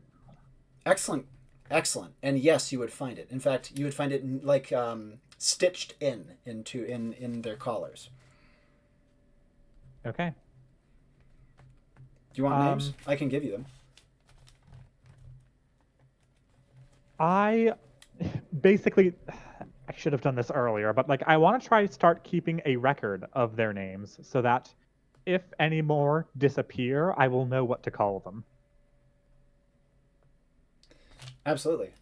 In this case, I will give you the two names, Vitha and Dismaran. Okay. As Morgan is checking this, Siri, follow-ups from you as you hear the sounds of the hounds retreating. I still have viewpoint on the guy, right? Yep. You can see that the hounds, or whatever they were, rounded towards the thing, but as the shield wall emerged, they turned back and bolted into the woods. You can see that they're moving almost neck and neck with each other, so it's hard to make out what the other one looks like. In fact, they're exactly neck and neck with each other, and the threads probably held in their jaws kind of whips back past them like scarves. Okay. Hippolyta and Morgan, can you talk to the people? I want to try something. So what was the name of the one who is possibly recovering? You don't know her name. Morgan hasn't told me. Morgan Okay. hasn't I'm shared. going to then, as I've been sort of shaking, trying to rouse her, I'm going to say sort of gently but firmly, you need to wake up. Wherever you are, it's not where you're meant to be. You need to come back to us. And you hear a little... What is your vitality stat? My vitality is baseline. Baseline. So you would hear her give that like a raspy breath and another groan, but she still doesn't wake. You're doing so well. I know that you're fighting so hard, but you need to fight a little bit harder. Come back to us. And as you say this, finally you see her eyes open two teeny little slits. And another... Yeah. Excellent. Excellent. She seems to be waking up. Oh. That's wonderful. Okay. Did my viewpoint change at all? Did he move? He has rushed off into the woods, but then as he's rushing off into the woods, it's as though the world kind of like turns inside out on itself after some point, and you find your vision like jarringly returned to the original point that you first viewpointed him at. It's as though you're looking down on yourself and now your companions from a high but not exactly bird's eye angle, maybe 50-ish feet away at a guess, with the world a needle point, a needle point visualization around. The entire thing is crystal clear. It's clear that he's inspecting and looking, but it's from a high angle as opposed to the wolves' low angle or hounds' low angle as they ran through the woods. And when it was the wolves, did it seem like I was seeing through their eyes or seeing like just above it? Seeing through their eyes, for sure. Okay, great. I'm keeping viewpoint for as long as I fucking can. Okay. And any I'm follow-up really- from Siri? So Gesundheit. my hope is that I can figure out the signal for when he is speaking. If his viewpoint changes to one of my allies, I will know that what they are saying in that moment is a lie. Mm-hmm. Or if there's any other indication through viewpoint as to how or when he's doing what he's doing.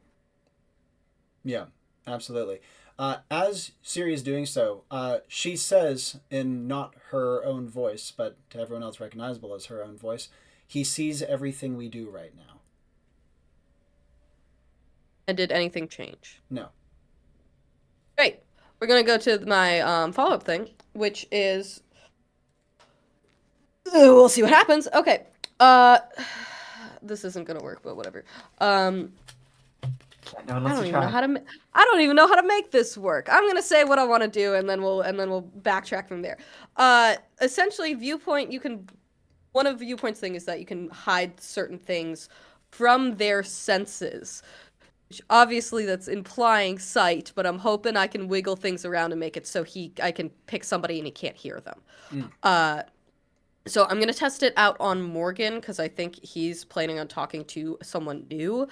And I'm oh God, how do I do this? Okay. It's gonna sound weird, but it's all I got. So, I'm viewpoint. I'm seeing through his eyes. I'm focusing on Morgan, trying to block out his sound, and I'm going to try to push my mental energy sideways to try to force it towards his ears. That's fun. Cool.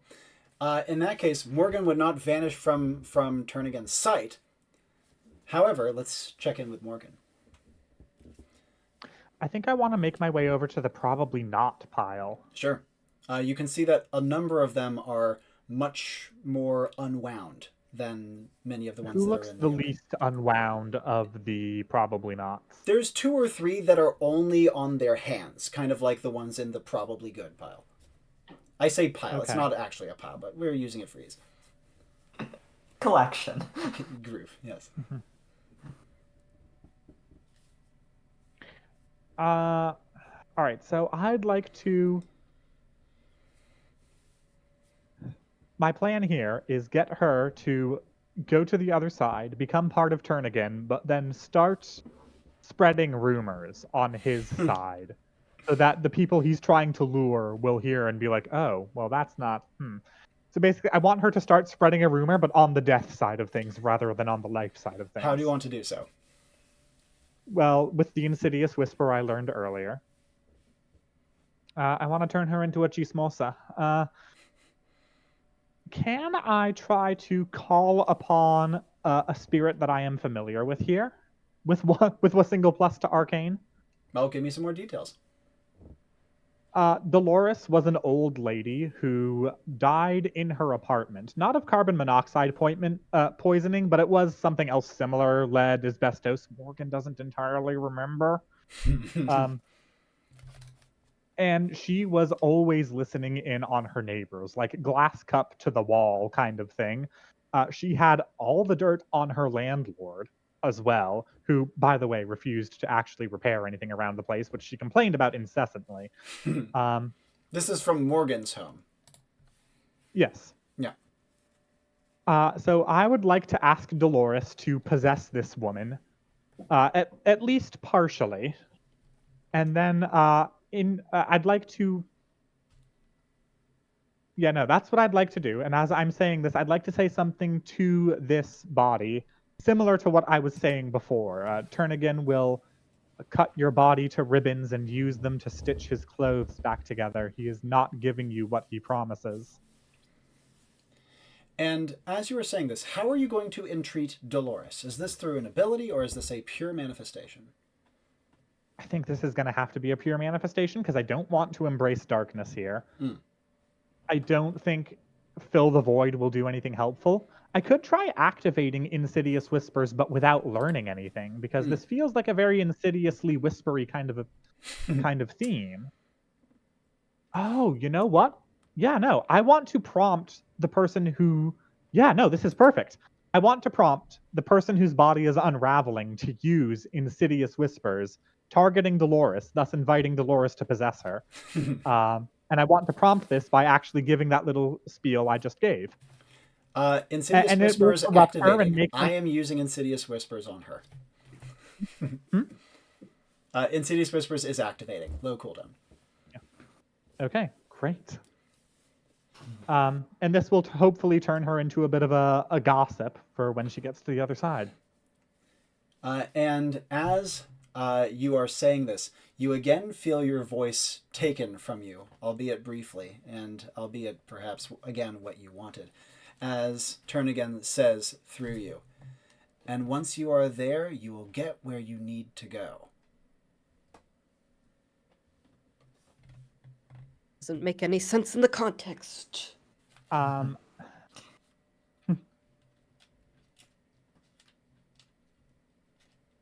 Just remember that where you need to go is not where you need to be. And then, not you, yet. Uh, Oh man. okay, it did work. It didn't work. You can see that the woman's body, though still unmoving, begins to unwind more quickly, and it's reached her face at this point. It was only working its way down her hands, but now you can see it starting to thread off of her face as well. As she is beginning to unwind, what would Morgan like to do from here? Jernigan, baby, we can't keep going back and forth like this. And your own voice says back to you, so what would you propose instead?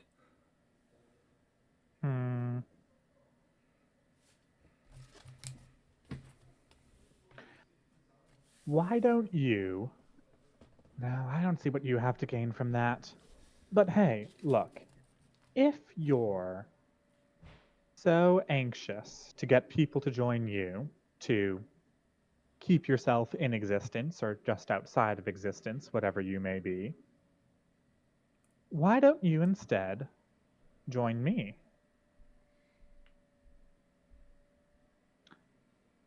I can keep all these other spirits anchored to this plane. No reason I shouldn't be able to for you as well. And you wouldn't have to unravel people anymore. And from your own mouth, a marvelous idea. Shall we shake on it? Morgan, I would maybe think about some implications before you go through on this. This is a thought.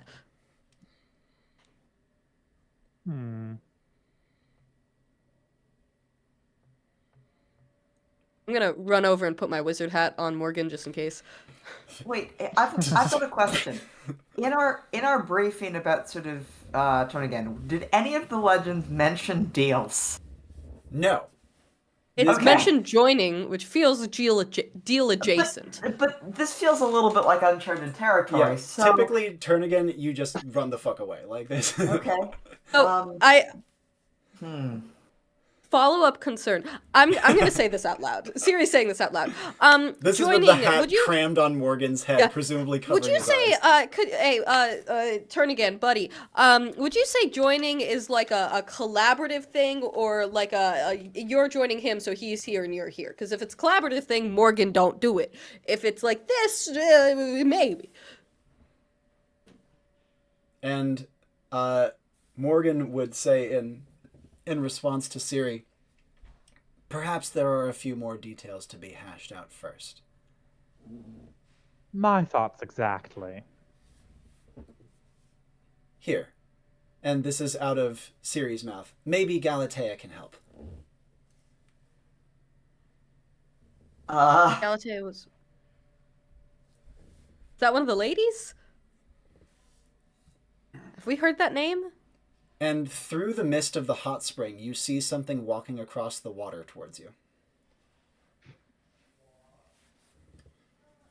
Hippolyta, actions from you. You are still with the incredibly feeble girl, but you have heard all that has transpired. Question. Well, also, have I seen the person walking across the water, or If you're, I don't know if you've turned yet. Would you say you've turned yet? gosh, I think that probably I'd be mostly focused on just the person who I'm trying to help. So That's kind of probably what I was thinking not. too. So not Because yet. it feels like Siri has it under control. So yeah, I guess I wouldn't have noticed. So okay, here's so I'm wondering, when we were talking about sort of Turn Again and the previous the person who escaped Turnigan's influence. I know that sort of the legend's been a little bit garbled at this point, but are there any things that like popularly, like in sort of the telling of this particular story, people in this area think like helped scare Turnigan off, or sort of helped the people and to be clear, I'm not necessarily asking like, are there things that do that? I'm asking like, in the version of the story, are there things that like people in this area like associate with like doing that? So all that you would know from the Enclave briefing would be the story of the woman and her fiance, and once she was no longer going to die, he left. Okay. That's all that you know. There Okay, might be so- more nuance, but not in the Enclave briefing. So what I think I'm gonna do is, and sort of, this is sort of, I'm gonna get a little bit weird with it, but so to the woman who's just kind of starting to recover. Now, you said she opened her eyes just barely. Yes. So I am going to take just in let me see about this. Mm, so hmm. So I'm going to hmm. Give you a moment to think? I can give you a moment to Yeah, I think. need a moment to think. Totally fine. Morgan and Siri, any actions as you see a figure through the mist of the hot spring? Danger vibes? It is not advancing threateningly. And after a Okay. moment, it does not look human whatsoever. And Siri would be the first to make it out. It is a doe.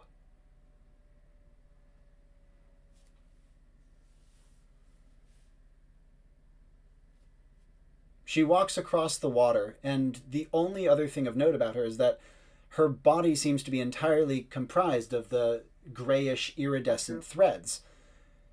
Additionally, each of her hooves has a little thread coming from it that goes down into the water. And when she lifts one to walk, you can see the little thread still there and then go down, then still there and then go down.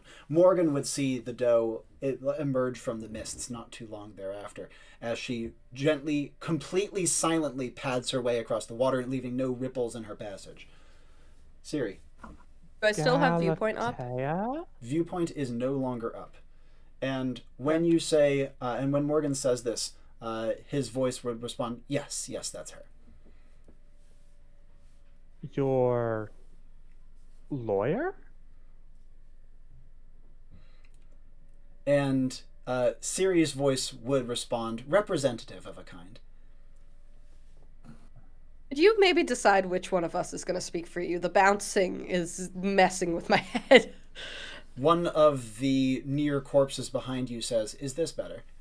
It's maybe worse, actually.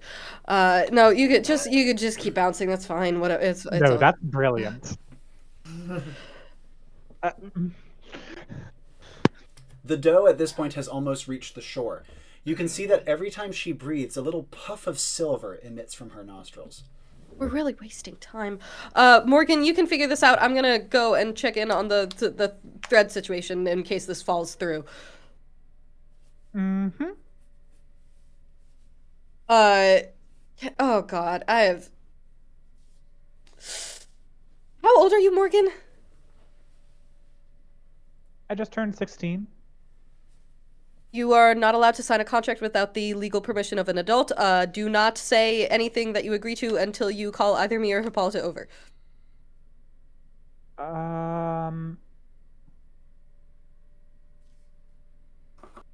Yeah, sure. Okay, great. And then Siri will fuck off. Yep. And Hippolyta, do you have any ideas or do you need more time? Okay. Yeah. So what I'm going to do is I'm going to sort of, and so I assume that she's still sort of like she's like coming to a little bit, but she's still lying down. And incredibly weak. Yeah. I'm going to, in the dirt right next to her, I'm going to draw the crest of the Amazons in the dirt, and I'm going to say, and so I don't know her name, right? That Morgan No, has you shared know that her info. So I'm going to say, young woman, I am Hippolyta of the Amazons, heir to the throne. This signifies that you are under my protection and under the protection of the Amazons. Turn again. If he comes for you, will need to come through me. But I need you help and to come back to life. Know that he can't get you if you don't let him. And I'm just going to sort of what I'm going to try and do here is just sort of I'm basically drawing off of sort of for me, and sort of, obviously I don't know if it's the same for women in this village, but for me, sort of the idea of being under the protection of sort of a family and of a tribe is incredibly important. And so I'm just going to try and convey as best I possibly can that sort of that, like, the thing that I know that the thing that's coming after her is scary, both sort of turn again and also death, but that sort of that she's not fighting alone. And if she just basically, if she can meet us halfway, then sort of we're going to stand the rest of the way and keep turn again from her. That base vitality rally was quite tight, and you can see that her eyes open wide at the sound of the word turn again. And she stares up into you, saying, "He's here. He's here." He is, but we'll keep him from you. But she looks around, and you can see horror entering her eyes. What has happened? You were quite unwell, but you're doing better now. Did she pass out? No, she's shuddered badly. Okay. So something happened, and you were unwell for a bit, but you're doing much better now. And but your sisters, and I gesture to sort of the others who are lying on the bank by her, are still at death's door, and we need to rouse them so that Turnagain can't take them. And I'm going to ask, what are their names? And she says, "Which ones? Where's my mother?" I'm going to gesture to the person closest to her and ask, what's her name? And she says a name that Morgan learned earlier. Vitha. Vitha. Help me call to Vitha. We need to make sure that she can wake up so that Turnagain can't reach her. Quiet. She forces herself to whisper, "Quietly." So I nod, and we sort of gesture, and I'm going to try and sort of shake her awake. Same thing that I did basically, and I'm going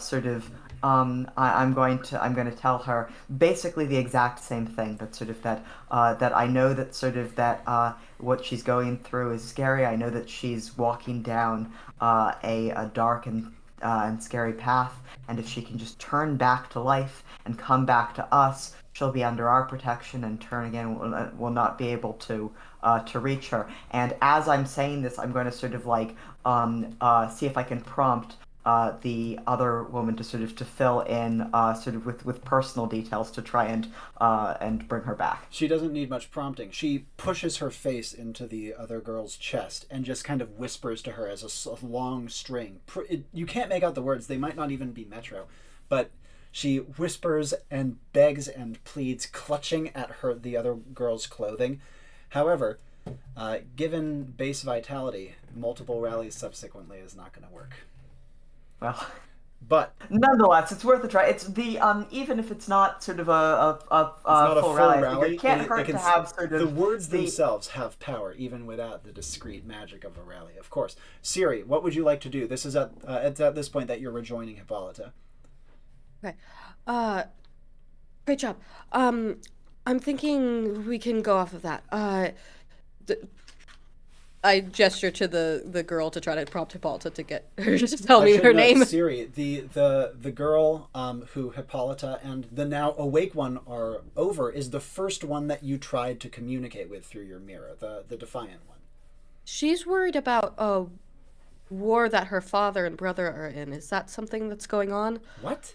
No, of course not. There's not been war here for hundreds of years.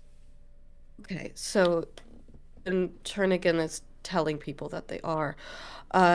He's pretending to be people that you trust so that you'll believe him and go with him.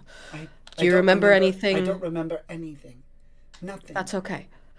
Okay. we just need them to know that they're trying to get to somebody that they believe is there, but that they should stay here. Do You hear you guys... that she drops down to Vitha's level and starts whispering, "He lies," in her ear. But then you suddenly see that she goes, "Mm," and says, "Something I said." He speaks through your voice. Try and do what you were doing earlier with writing it, but for her. Maybe if she can speak through writing, could we do I could that? try. If you just give me a second, can I get like a take a second, breathe, figure out where my magic is at the moment? Because Yep. I feel like I've been like pumping stuff out. You have. Essence is in the yellow. Yeah, we're like an hour into this. That's not looking great. Okay. So, why don't I try? And I assume, like, now that we've been talking, I'm a little bit more aware of what else is going on, right? Like, Yes. Yeah. Now, as soon as Siri came, you would look over your shoulder and see the frickin' deer made of thread, which is looking at Morgan. yeah. All right. So, why don't you take over here and see what you can do with them, and I'll go join Morgan and see if I can help. Sounds good. So yeah, I'm just gonna sort of head over to Morgan and see if I can help. Now, as Siri and Hippolyta are having this exchange, Morgan, you have some time alone with Galatea the deer. What would you like to do? She has approached pretty much right up to you at this point. And as a doe, she is shorter than you are, and not particularly imposing. Do you speak on Turnagain's behalf, or does he speak through you? And Galatea does nothing but emit a great puff of silver from her nostrils. You notice that when the puff of silver touches your hand, it kind of raises the hair on the back of your arm.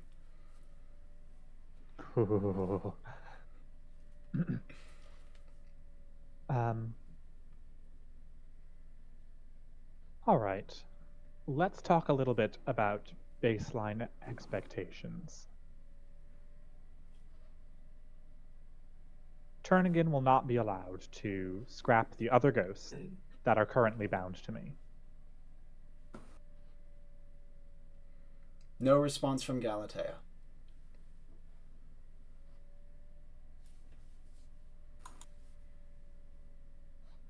It is my preference that, by default, he doesn't go unraveling anyone near death around me, but I'm willing to be flexible on that point for extenuating circumstances. Another puff of smoke from Galatea's nostrils, or steam, rather. It has a strange smell to it, almost sweet. It hits you kind of like coffee in the morning.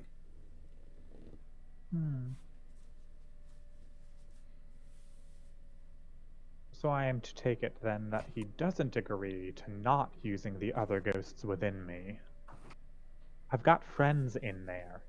You can't just take them from me.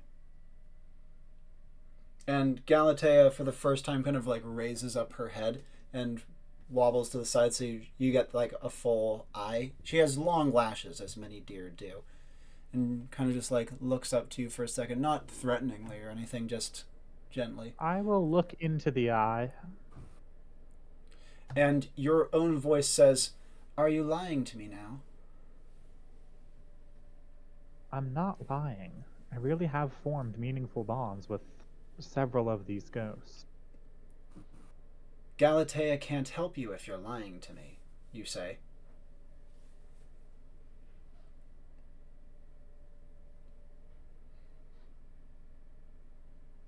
What is the nature of her help? Oh, yeah, I'd like to use Insidious Whispers, by the way. What are you going to be targeting? Turnagain, again. Yep. I feel like he's trying to pull one over on me. I want to know what his strategy is. Interesting. Okay. And you would hear, rasping inside of you, the chorus of voices from which one line becomes clear. That Galatea, she conveys something special, potent, powerful, magical. but it doesn't work on liars. Oath magic.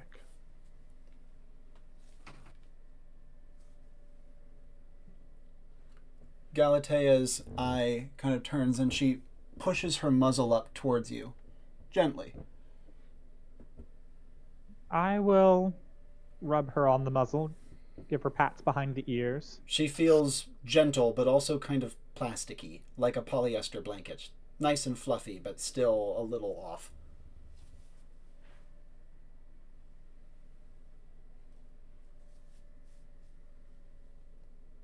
Her breath again puffs out across you, and you can feel it. It's lovely. It's a shuddering, shivering, pleasant sensation. I think I'm going to shudder and shiver then, and then when I breathe out, I just want to manifest that a little bit of ectoplasm, like green mist, comes out of my own mouth. Yeah. And your own voice says, "You're not lying to me, are you?" I'm not.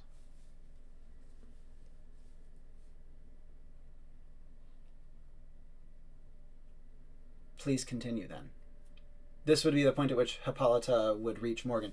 She would see that the strange doe of thread has her muzzle in Morgan's hand and is kind of pressing her face up against his belly as he's gently petting her head and neck.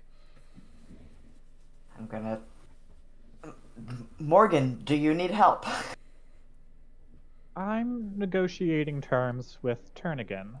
A second pair of ears would always be helpful for that. What Let's talk would a you little like me bit to do? about... Listen, and point it out if I'm agreeing to anything that I seem to be missing. Is it wise to be making a deal in this fashion? Probably not.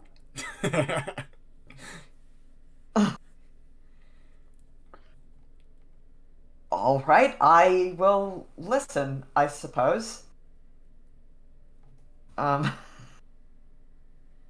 yeah, I guess, like, this seems like a wildly bad idea to Hippolyta, but also, like, I don't think, like, this is so far outside of her sort of depth that I think she's just kind of going to go along with it.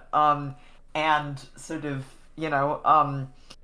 observe and be ready. But to be clear, like, ready. Like, she's, like, definitely, like, sizing up the, string deer and thinking, like, I know I've hunted deer before, sort of, Sure. like, if I, like, ready to sort of, if this confrontation turns, weirder, make a pretty decisive and deadly blow as soon as things go sideways. Where is her focus? I guess mostly on the deer then, because sort of Yeah. because like in terms of Morgan, like I don't know that she'd know what to look for, so Sure. yeah. And if nothing else, Hippolyta has seen deer before. I'm sure Yeah. she's hunted. This Yeah. is, as far as does go, kind of meh, right? Like you wouldn't Okay. get many kudos for bringing this one down. The body is exactly as a deer, but just visibly wound, made of thread, right? Okay. And the deer was probably like a late adolescent, young adult sort of thing. Probably hadn't even had a calf yet, or a fawn rather. So, like, and again, as a huntress, she would be able to size this sort of thing up instantaneously. But the breath is strange. The breath is what her eyes keep getting drawn back towards, especially Morgan's reactions to it. Okay. And Morgan, what would you say from here? Let's talk a little bit about your expectations for this arrangement. And Hippolyta says, "I still am uncertain of what I stand to gain."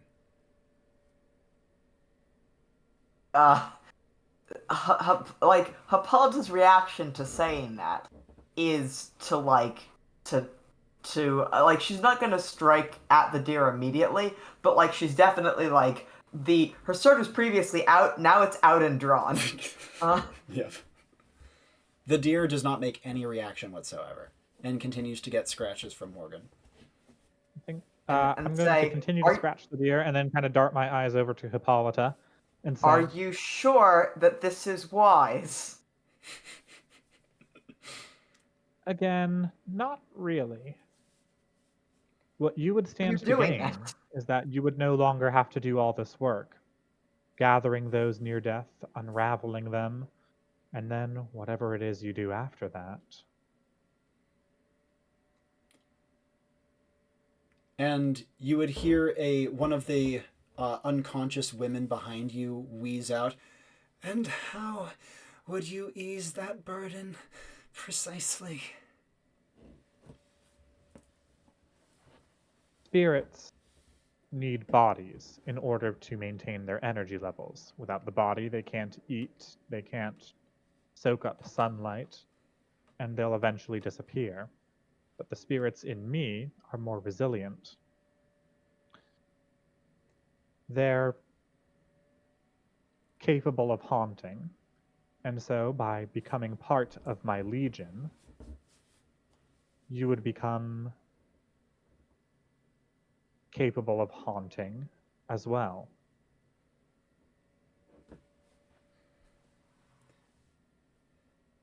You wouldn't need to keep replenishing yourself. There's a very long pause. And Galatea looks up at Morgan again and gives another and a great puff of white, like silvery dust, steam blows across Morgan's face. This would feel very much like first hit of coffee in the morning for someone who is criminally caffeine addicted. It is an exhilarating sensation. If Morgan's pupils dilate and his irises flash iridescent green, but it's kind of a flicker and then it goes away. Morgan strikes me as the sort of person with a bad sleep schedule. Is this correct? Yeah. Yeah. It would be as though he got the best sleep of his life for the last week. Nice. And you, as you say that, you also whisper in your own voice, "I'm surprised you're not lying."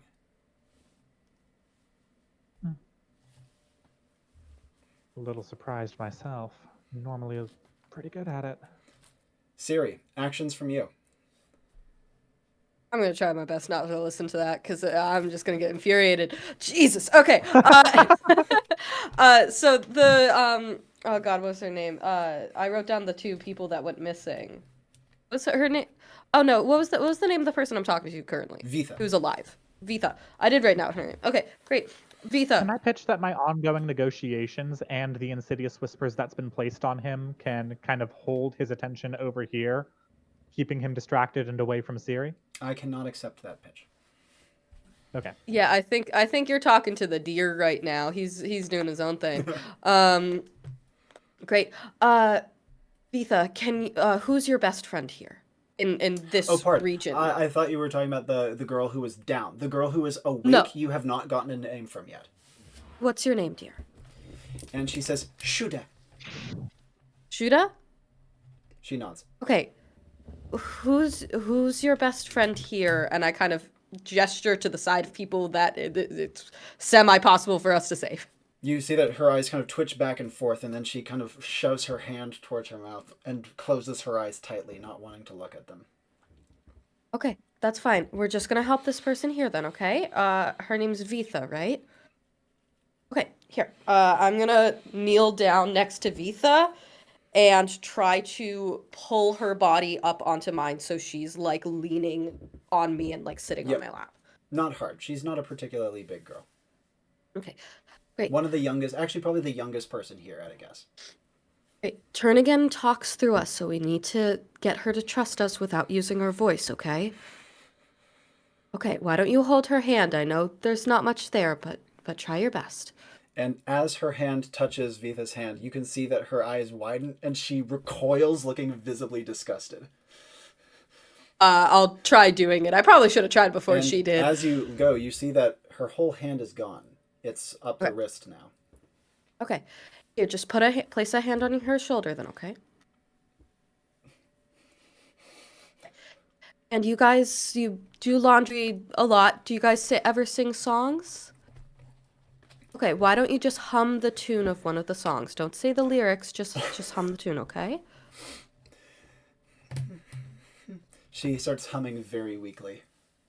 Okay, I'm gonna try to pick up on what she's doing and try to do it a little louder, and as I do, I'm just gonna run my fingers through whatever is left of this girl's head and forehead Her and hair like is in still, a very her whole calming... face is still there. It's just her hands that are going. Okay, great. Just like a very calming, like, not, I hate ASMR personally, but maybe this person likes it. It's like a very calming, like, brushing her hair, maybe dragging my fingers along it, like massaging her scalp, like trying to make her feel comfortable and grounded in this reality as opposed to the one that Turn Again is convincing her with Vitality stat. 1. Yeah, that's what I think I remembered. And you hear Shude humming. Her humming gets a little bit more confident. It's a simple, repetitive work song. Okay. Do you know if she listened, if she's younger, does she like lullabies or anything like that? She, for a faint moment, breaks out of her almost stupor of horror and says, "She isn't a child." Well, how old is she? 13. Okay. Does she like any other songs other than work songs? Or do you like any other songs other than work songs? Of course, there's many wonderful songs in this world. All right, hum one about friendship or family or being together. Mm-hmm. She tries, but you hear her voice breaking slightly. All right, I try to fill in the gaps as best I can with sounds that sound nice. And God, I have no fucking idea what I do. I still have the ripped up folding fan. All like. As you are checking that, by the way, her eyes fly open. She says, "Where's my mother?" Who does? It's. This is whose Shude. eyes fly Shude. open. Okay. Her eyes were tight shut as she was trying to hum. I don't know where your mom is, baby. I need to find her. And she puts her hand away and steps away. God, she's just gonna find that her mom's dead. Fuck. Can I like extend a hand to like try to stop her? Yeah, you can. Hey, I know you'll find your mom. Can we try this? Because if this works on her, it'll work on your mom. Okay. Can we finish here? I will look for your mom as soon as we're done. Her Please. fingernails dig into your skin slightly. And she I know says, you're scared. I need to... Fine, quick. Okay. Yeah, come back. Okay, I'm gonna take my ripped up folding fan and use that as a comb and try to... Hopefully that'll help a little bit. Yeah. Yeah, place my wizard hat on her lap or something like that. I don't know. I'm just whatever I can. You hear Shude through her humming to the tune that she is humming, started to sing, "She's not coming back. She's gone. Give up. She's gone." Are you saying that? No, I'm not. Okay, I know it's scary. I just wanted to check. Okay? You're okay. Take a deep breath. She shoves a hand into her mouth to stop herself from saying anything. That's actually pretty effective. That's a good idea. I'll do the same. And as you are going to bring your hand up, you start saying, "She's not coming back, though." Okay.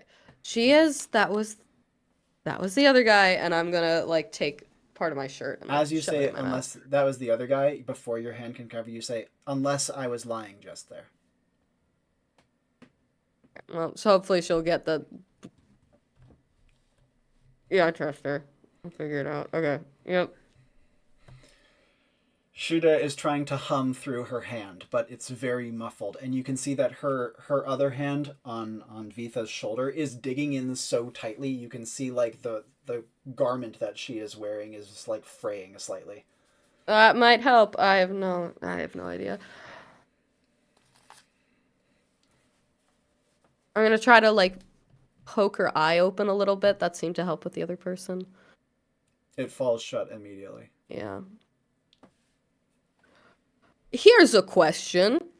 Can I make Phantasm taste like something? Typically, no. Let's talk through it. I am reminded of the old Enclave classic. How would you like to try? Yeah, I really got very little. Oh my god. This just feels like a fucking nightmare. Okay. Cuz basically hearing Goal is not achieved for this working. mission. Carry on. Okay, hearing's not working for this mission. We have to do anything other than hearing, which is unfortunate because they also can't see. So we got to do any other senses that they have, which is touch, smell, taste. Smell might be easier in this scenario. So here's what we're working with. I got a phantasm level up that lets me make things slightly solid. That's a start. Going off of that. I'm going to give you a moment to think, partially because I need to piss. But so let's do a brief intermission. You guys can talk amongst yourselves out of character. I will be right back. And Mary, be thinking. Yeah, I got a vague idea. It's bad. If you're willing to interrupt Morgan's contract negotiations, I do have a vessel item called a ceremonial knife, which, when incorporated into energy work, will make that energy work go a little better, generally speaking. Maybe the main thing, I really shouldn't be using magic at this point, or if I do, it needs to be important. Or you need to find a way to recharge it. You might be able to eat Galatea. I mean, like, literally rip chunks off of her and shove her into your mouth. Greg! That's not really Siri's vibe, but like if necessary, I guess. I like how Robbie made this fucking absolutely horror movie setting, and you're just like, right, horror movies, that's basically a playground. Jesus Christ. I would say Morgan is happier about this than I am. Oh, you did just suggest eating the deer. I did. We just... I mean, that's basically a soul, and what are souls made of if not essence? Right, anyways. Okay. Anyway. I think we gotta... Here's the main thing is we gotta figure out how to convince Morgan to stop making a contract so that all three of us can get back to doing whatever the fuck we're doing. Because... Perhaps. No idea, like, the... So Greg, level with me. What do you think the chances that that's gonna work are? I think either things break bad and Morgan breaks off negotiations, or we go through with it. I do what I can to ensure that it goes well, but in the end, Robbie comes up with some, like, crazy twist and does the first Enclave condition in Legacy. No, in Advent. Well, let's dive into it. Mary, what do you got for me? Hold up, 1 second. Ray, you gave me a napkin. Where'd it go? Thank you. Different Ray, not you, Ray. Multiple Rays. Yeah, I was gonna say that was. I was able to give you a napkin. That would be a pretty neat essence right there. Yeah. Alright, let me tuck this away real quick. That is a neat trick. Yeah. I am looking forward to Robbie going over the recording and finding out what he missed. Oh, it's right here. Found Yeah. I'll look through later. So what do you got for me? It is 9:29.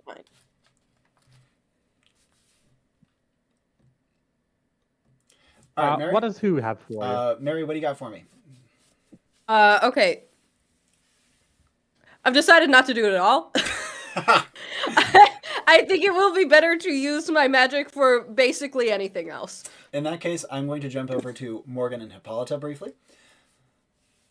Because Morgan, Galatea, nuzzled into your chest, steps back at this point, and blows from her nostrils another plume of her breath that in this case kind of congeals and becomes long and thin and clatters to the ground as a pin, silvery iridescent gray.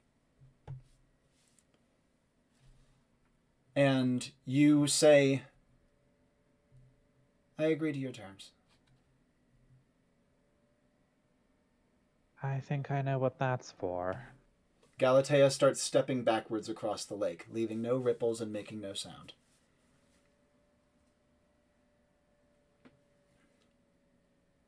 Hippolyta's just, I get, definitely it's like, look at the deer, look at Morgan, like, is this fine? Am I supposed to, like, is this fine now? I have a quick question. So there's a pen, no contract. Oh, a pin. A pin. A pin. A needle. Oh God, no. Okay, well. Like, needle and thread. 2 buttons in a little box.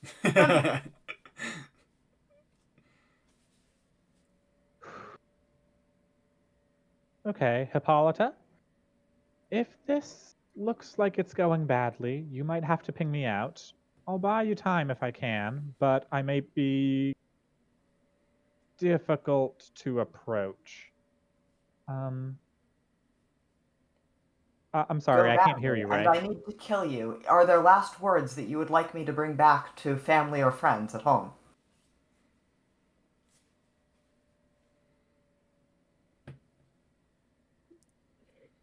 No, I'm too distracted. Tell my parents I wanted to live. And Hippolyta, deathly serious, sort of. Oh, and on that, I want to activate Fill the Void on Hippolyta. Ooh, excellent. What has happened? You feel yourself garbed in a strange, like, not cloak, but almost like a gentle sphere of shifting darkness around you. It never obstructs your vision, and it's subtle. You would only notice that it's there because there's not much else happening around you. But you would feel that this little sphere around you is sourced from Morgan. When he says these words, tell my parents that I wanted to live, would be when you feel this shadow start to shift around you, like an umbra. Okay. I guess I'm gonna trust Morgan that that's fine. And I'm just gonna kind of put my hand on Morgan's shoulder and very seriously nod and say, I will, but I hope that it doesn't come to that. Should we, above game, explain what this ability does? I'm okay with Yes. you telling Ray what actually that does, because it's actually important. This is an ability that will protect the person I cast it on from anything sourced from me. Attacks, damage, magic. You'll be immune to anything that I do. Okay. Oh, and also the magical barrier actually protects you from other things too. So it's protection from everything, especially Morgan. All right. I Clarifying- guess. Sorry, clarifying question. When it says Morgan, does that mean anything coming from Morgan's body or Morgan, the individual that is inhabiting the body That at the remains moment? to be seen. We'll find out. I guess. Right. Presumably, this is supposed to help somewhat mitigate the downside of Embrace Darkness, which is the one where you go full possessed. Yeah, Embrace Darkness is completely blanked by this, by the way. So since Embrace Darkness is blanked by it, possibly other things too. Yeah. So a being possessing a vessel cannot harm a person who is protected by Fill the Void. Okay. So Hippolyta's standing ready and looking for. Yeah, if Morgan does anything that sort of appears to be, wildly out of character, if Morgan attempts to harm any of the women, then Hippolyta's going to immediately attack him. And Morgan, what would you like to do from here with your needle? I'd like to have Embrace Darkness ready to cast at the drop of a hat. Hopefully to at least rile up my own spirits and those of these women here enough that they can hold off Turnagain's nefarious plot, if he has one, long enough for Hippolyta to get to me and ping me out, preferably. Impale me, less preferably. So I want to have that ready to cast, like, immediately, if necessary. You'll need to get the turning point warmed up then. At the turning point? Yeah, the paired action for Embrace Darkness is a pretty intense turning point. So you have to think about how you want to prep that. Do you need a moment to think? Because I can check in with Siri. I feel like I've been coming closer and closer to embracing darkness all throughout this negotiation. You have, I agree. So you're most of the way there. But since you want it instantly, think about how you're going to get yourself there. While you're thinking, though, Siri. Yeah. Right. We're gonna do one more magic thing, and then if this doesn't work, we're just okay. Is viewpoint off of cooldown? Maybe. Viewpoint is not off of cooldown. Okay, never mind. We'll do a different thing. Just try to. Yeah, I went on a mission. The first super scary mission that Siri went on. There was a guy who his magic. an ally whose magic was sound based. It was like it was music or something. He was a mushroom music guy. Jones. Great. Jones. You know Uh, mushroom maid. I want to try to recall that and what Jones was doing there to do an arcane manifestation to make the song that Siri and I kept not writing down Shuda. her name. It starts with an A. No, I Shuda. got it completely wrong. Mm-hmm. Shuda. That Shuda are singing to be a more magical, like, drawing force of if it, oh god, is it still the work song or did we switch it up? We switched it up. We switched it up to something about like something more family friendish. yeah, so something about that and something to make that more enticing to come to, essentially. So you're remembering Jones and the way that he kind of beaconed you guys towards him. Is that what I'm hearing? Yes, correct. Okay.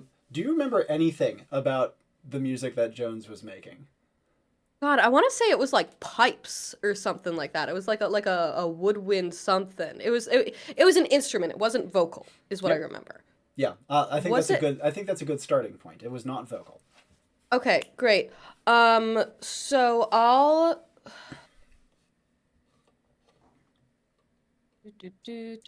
Okay, let's figure this out. There's nothing around here that. No, they're washboards. Yeah. It's a. Okay, great. I'm going to ask Suda to grab a washboard for me, please. And she nods, clearly like responding better to being given a direct order, and she hurries off and grabs two of them and comes rushing back. Okay, great. Siri definitely has longer nails. This girl probably doesn't if she's doing a lot of manual labor. Is there like a rock or stick on the ground somewhere? Yep. Okay, great. I kind of, while holding Vitha still, pick up a stick, hand it to her, and go run it up and down the washboard as you sing, okay? Or as you hum. Or I took my hand out of my mouth. Yep. So that I could say that. Okay, great. That's something. As you make are that there any noise, by the way, you hear the guttural "ah" of a crow, or maybe a raven. I don't like that. She's gonna come out and peck my eyes. But in the meantime, and while we're waiting for that to happen, so again, it's a okay. If it's a laundry place, are there like little jars of soap nearby, or any like there's? They wash in the lake or whatever the water source is, so that's not going to have a container. But there might be containers of things they bring. There might be laundry baskets. There might be cups of things. There might be things like that. Yes to all the above. And Okay, if you're great. looking for soap, they have like large, like hand-sized balls of it. I'm not looking for soap. I'm looking for containers that I can fill with varying degrees of water and tink them in a semi-nice tone. Oh, they have tons of those. Great. Okay. Suda, grab all that shit. Said more dramatically. She can hurry over to grab Did you call her pails. Suto? Okay, Not great. And then just start. Okay. Okay, I have Vitha on me. I'm going to be running my hand up and down with the fan on her arm. And then my second hand, I'm going to kind of have over and doing the washer board. And then Suda, just start tinking on the little glasses. Just haphazardly. I really don't care. I don't know if she's very musical. She's freaking out about this right now, so it doesn't matter. Just any sound is good. And you hear the cawing of the ravens as they fly up and away from where you guys are. Their caws retreat, I should note. Shuda looks perplexed at the task that you've given her. She says, "Why noise? I thought we were supposed to be quiet." No words, but noises and music might help. She tries experimentally tapping on a few of the pails, and with this noise being generated, I am not going to be able to quote you directly how I describe Jones's music, but I vaguely remember it being kind of low, bassy, jazz-like, but maybe a little more ambient. And so with this kind of baseline of noise, right? And it can be kind of low, and I wouldn't say bassy necessarily, but it approaches that direction. It's not high and melodic. What is your manifestation going to try to be here? My manifestation is to. Gosh, I don't know if that's really worked. Manifestation is essentially get this to draw the person to the music. Hopefully I think it would be funny if she came to the music because it's slightly bad and she knows how to fix it. I think that would be great, but have it sound somewhat familiar. These are noises that she would be familiar with. To come out and realize that this is like home. Jones's music was drawing us to him. It was very particular to him. I want her to be drawn to her home, so these are sounds that are particular to her home. Yep. And still, in that case, the local song is what you're keeping up with, yeah? Yes. And you would see that she stirs. Okay. Okay, thank God. Okay, great. I'm just gonna keep doing it. I'm gonna try to as I'm doing scratching her head, lift her eyebrows slightly to try to coax her eyes open. And you would see that she frowns and turns her face away. That's fine. And Shuda sees this, stops her singing, says, "She's awake!" and then catches herself and tries to go back to singing. Robbie, if I can just sort of interject, what I'm picturing right now, given all sort of the washboards and all of the tinkling glasses for this music, I'm picturing something kind of dance macabre like Sanson, sort of a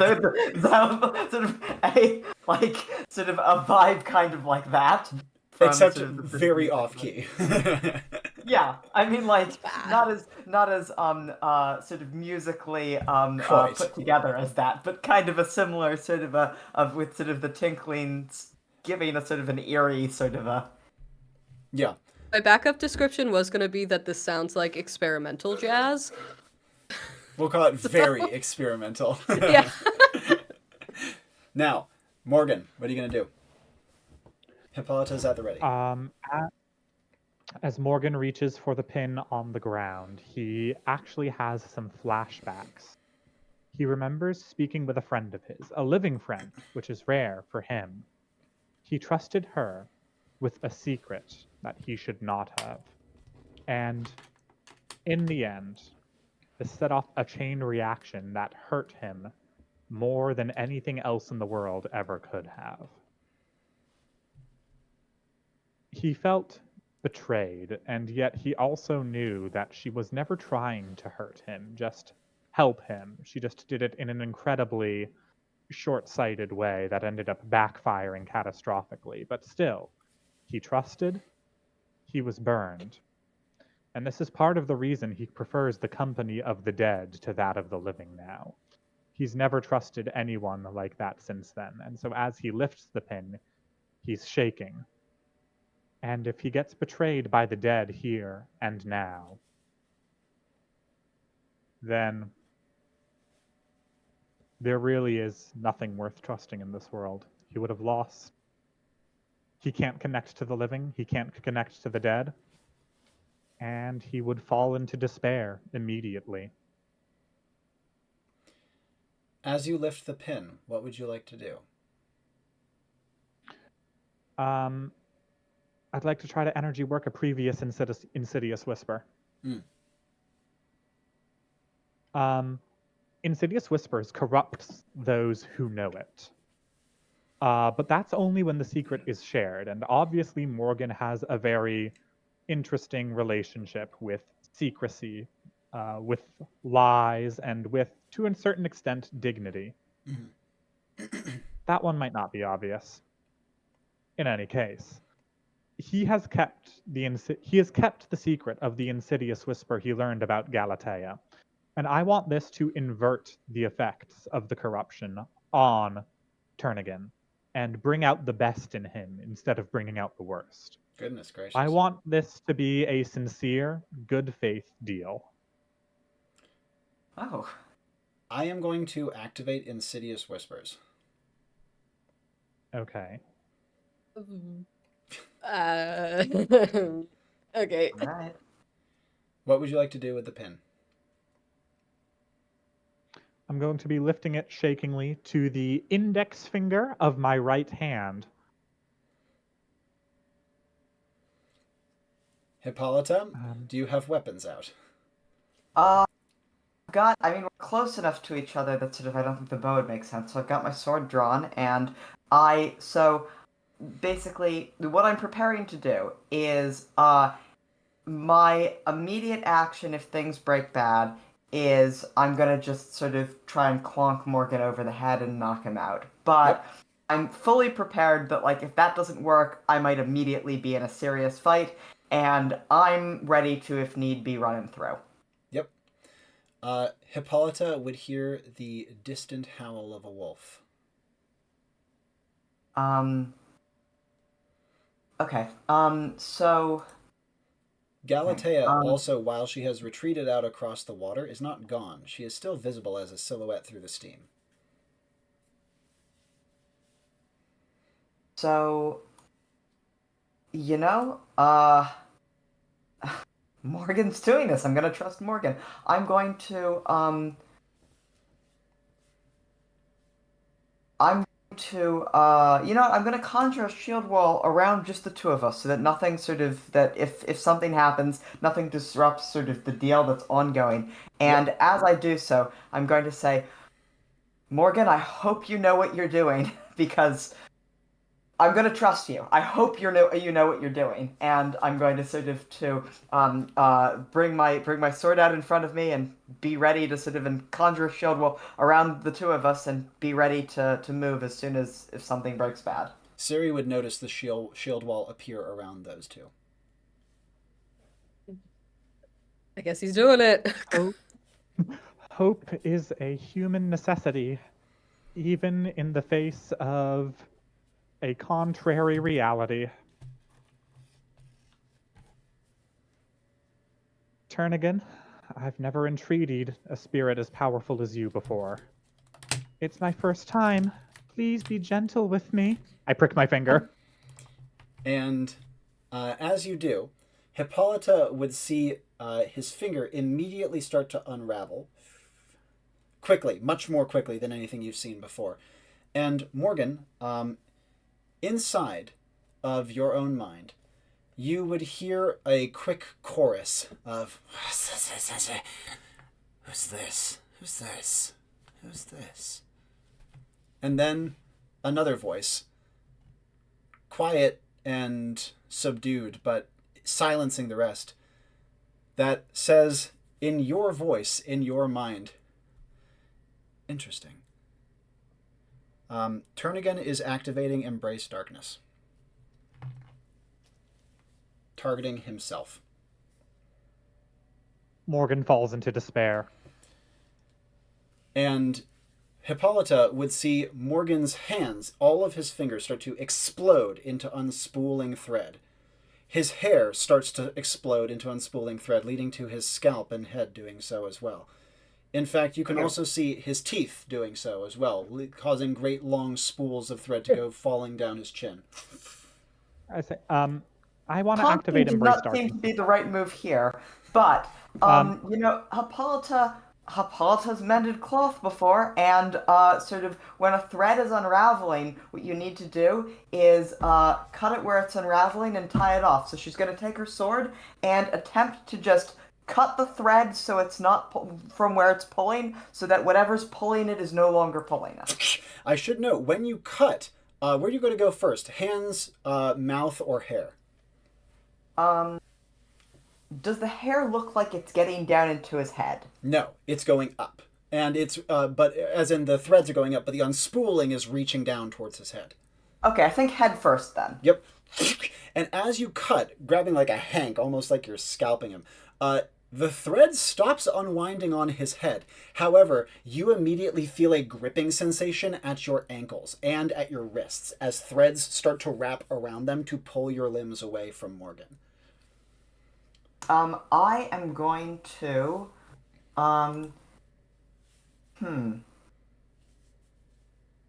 Okay, I have an idea. So I am going to, this is okay. I'm gonna need to energy work this. So hang on a moment. Sure. Do you need a moment to think, or do you need want to talk it through? I think I know what I'm gonna do. So okay, Do it. I am going to. So usually to arms, the weapons appear like in the person's like they're armed already, right? Yep.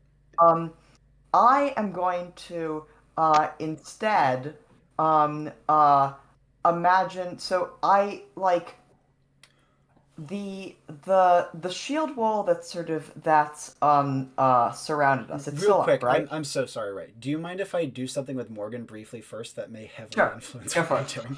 Sorry. Go for it. Pardon. Morgan,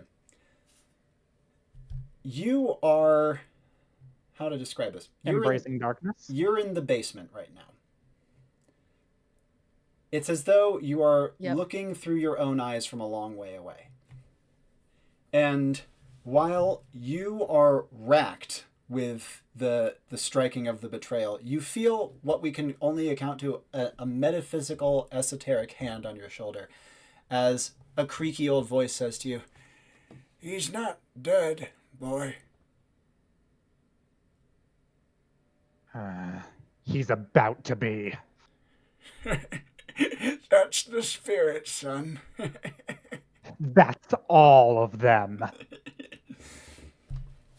I feel like the ghosts would be on my side with this one. I'm their connection to their mortal plane. Mm-hmm.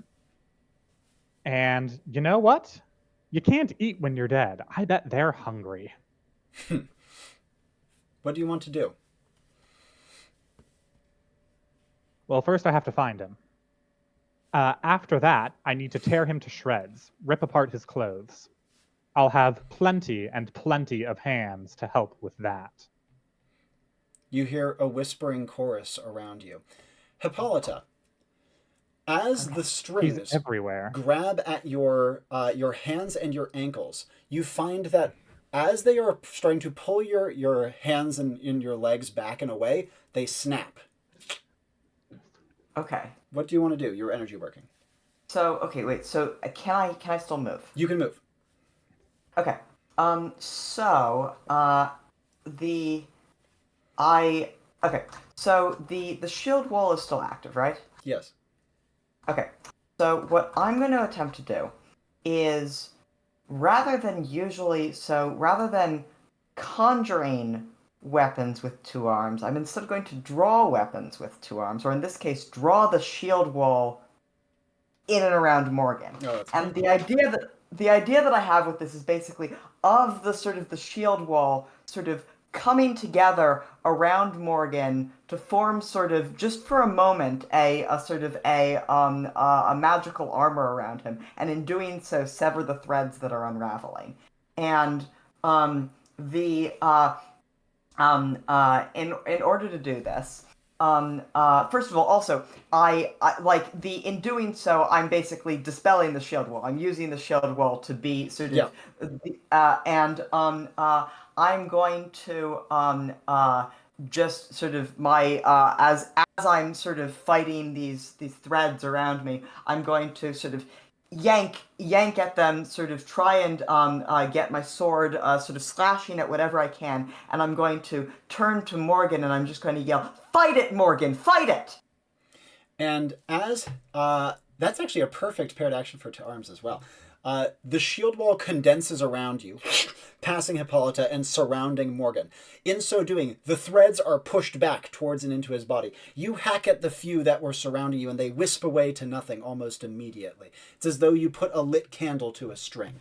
As you do so, Morgan is immobilized, at least for the moment. The strings held at bay. But you see three other very notable things. One, Galatea is galloping out across the lake, not towards you, towards Siri. Second of all, two wolves are rushing out of the forest quietly. You see that they are collared together. They are stuck together by the collar and run as one body, slavering and wild, towards Siri from behind her. Third, a trio of ravens, much larger than they normally would be, are circling up above with threads held in their beaks.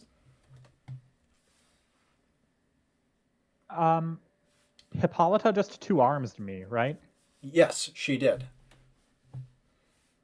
Great. I'd like sewing needles and knitting needles. That's sick. Let me think about that. If I may, can I suggest a seam ripper? It is. I have one right over here. It glides through seams and breaks them open, so you can rip fabric apart a lot more easily. What do you think?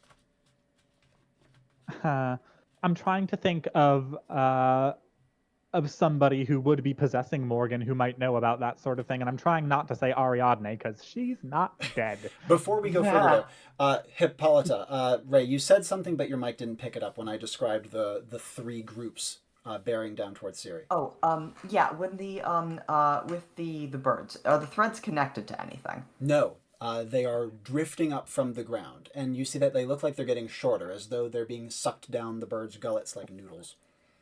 Okay. And does it look like they're coming from any of the people down there? Yes, they do, actually. In fact, Hippolyta's eyeline tracing down, of the 27 people you hauled out of the lake, there are less than 15 left. Okay. Oh, I'm gonna try and do my best to I'm gonna drop my sword and do my best to bring my bow to bear. Yep. And I think in terms of the priority here, I'm going to and this is basically sort of I'm going to just sort of fire one after another without sort of seeing if basically I'm not sacrificing accuracy for speed, but I'm not bothering to see whether my hits actually go true. It's just basically target as fast as I can sort Where of are you reasonably aiming do first? it. Give me your priority order. I'm gonna do the wolves one after the other, and Yep. then I'm gonna do the birds, and then I'm gonna do the deer, Absolutely. and sort of in that order. So the first wolf hit cleanly through the back haunch, and though it looks to be made of thread and threads go bursting out where the arrow strikes, it still hooks into it as though it were flesh and blood, and the wolf's leg stops going, and it howls wildly. The other wolf drags it along, in so doing it making it a slower target, meaning that your next arrow almost certainly hits, but you're already turning up high to look towards the birds. Before we go further, jumping back over to Siri and then to Morgan. Siri, from your perspective, you would hear the clattering of the shields coming together. This is just after the girl stirs. And then you would see Hippolyta whipping in your general direction, drawing her bow and shooting an arrow not close to you, but it's like over your head and past your shoulder. And then you would hear the howl. I'm just gonna give Hippolyta a thumbs up and keep going. So did Vitha wake up? She is waking up. She is stirring. But as you do so, Shude screams and starts to scramble behind you, looking over your shoulder. No, she's a friend. She's a friend. She's helping us. She's getting rid of enemies. Those! And she turns your head, and you can see the two joint-collared wolves slavering and pulling themselves towards you. Each one has an arrow sticking out of it, but neither is dead. They are wild. They are hungry. Their jaws drool thread. Okay, I'm gonna phantasm... No, God. Their footfalls, by the way, were completely silent, and you only heard them when they howled. Okay. I'm gonna toss a smoke bomb at them. Yep. And then phantasm a slightly solid version of myself. Siri looks in the mirror not a lot. She does not need to verify this. It is good. She can bust these out. And then make a phantasm Siri walking away. So hopefully they will go for that. Walking or running? I think they do go for running more, don't they? That's like a predator thing. I'll have her run. Yeah. And as you do so, you can see through the smoke bomb, while, of course, Shude is covering her eyes, not able to see. The two wolves haul themselves around and start to push themselves out through the smoke bomb after the running Siri. You hear them snarling and slavering as they do. Great. That should be taken care of at least for a little bit. We gotta keep focusing. We don't have a lot of time left, okay? Siri feels her hat go flying off. And looking up, she sees a raven made of thread taking to the sky with it. The raven is then fucking impaled by an arrow and drops the hat. It makes me feel like the hat was important, but you know what? We just gotta keep going. Okay. We gotta just ignore outside things. Hippolyta's got it. And is Etha more awake? I really just need bodies. She is. Alive bodies. We have so many dead bodies around us. But and like clearly weak. She is almost in a fetal position. But you hear her Etha, are you okay? and you hear Shude go up like right up to her face. Vita, up. What? Okay. What is... You talk to her. Explain to her that she needs to hum, okay? Because we need as many people to do this as possible, okay? I'm just gonna go to the next person. I feel like physical contact is also helpful. I don't know if it actually is, but in my head it is. So I'm gonna just go up. I'm gonna start holding people. I'm gonna start humming whatever song that was. Hopefully I know it at this point. Doing whatever junk I need to do. I'm gonna put myself in the red and die, but whatever. It's fine. Before we go further with that, you take the first raven completely misses. They're quick. Then they start to dive towards Siri. She drops a smoke bomb, and only one of them emerges from the smoke bomb initially with her hat, which you managed to nail because it's flying slower with a big ass hat. The next two go flying out after, and the next arrow you fire at them misses. They're taking evasive maneuvers. There's only two of them left. Are you going to keep concentrating on the ravens or turn your attention elsewhere? I'm gonna quickly spare a glance to the deer. Where's the deer? The deer has actually crossed well past you at this point. You see it has galloped all the way to the wolves and is breathing on their arrow wounds. Okay, so then I'm definitely going to stop what I'm doing and focus on the deer. And as you turn, and you can actually see the arrows like popping out of the wounds and the wounds closing completely at the touch of Galatea's breath. But you managed to hit her clean in the haunch. Okay. I'm going to if she's stopped from that, I'm going to try and bring her down completely. Yeah. It causes her to start wildly, but not to move, and this allows you to put her through the neck. And you can see that as the doe falls, her body starts to wisp away into thread. The two wolves, however, are back, and they are moving quickly, this time taking immediate evasive maneuvers to dive into the smoke bomb out of your sight. I am going to, in that case, I am going to, Smoke bombs specify that the illusionist's allies can see through it? Just illusionist. Oh. So I'm actually hoping to get an item, but... I'm going to then yell as loudly as I possibly can. I'm gonna yell, "Servants of Turn Again! You broke your deal! Let me see, wait, You got it, Servants of Turn Again, you broke your deal. Where I come from, deals are honored, and I am what I'm trying to to convey here is the sheer rage of now granted, I was a little skeptical about what Morgan was doing, but I figured if Morgan believed in what Morgan was doing, right, then probably this must have had the whatever magical rites are the norm outside of where I come from.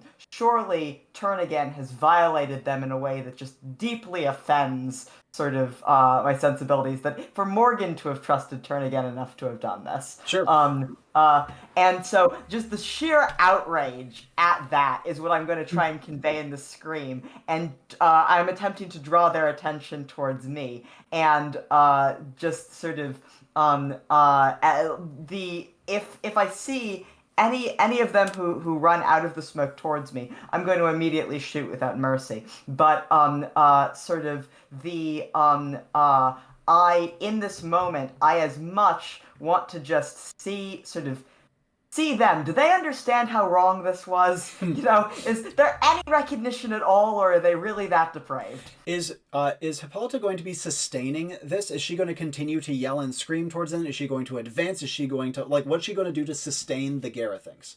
Is she no longer? Are there any threads that are holding No, her? she got rid of those very quickly with her sword. then I think she's going to charge towards the enemies.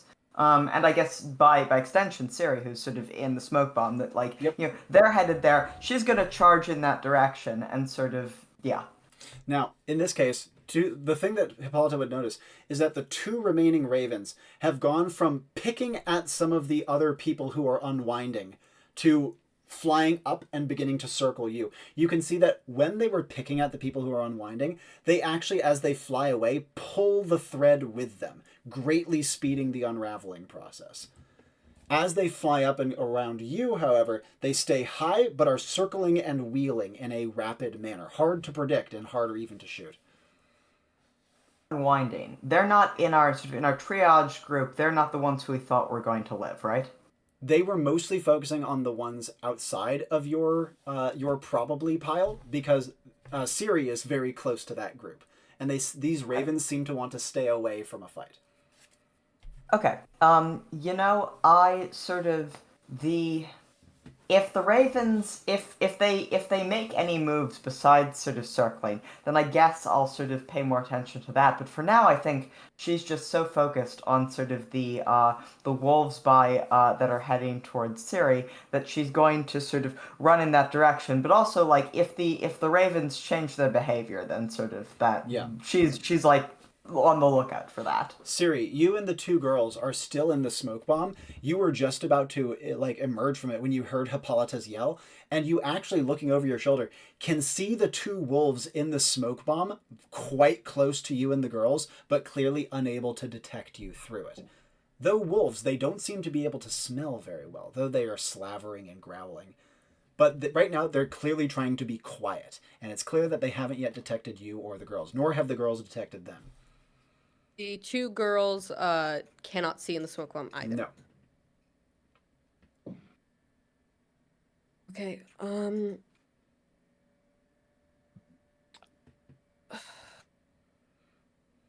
just gonna hope they stay quiet. And as you look on, you can see that Vitha groans. And immediately the two wolves' ears perk. Can I pop a bubble phantasm in between them, so hopefully when it pops, they both get pushed a little bit outwards of each other? Do you have a perk for that? I think you do. Yes, I do.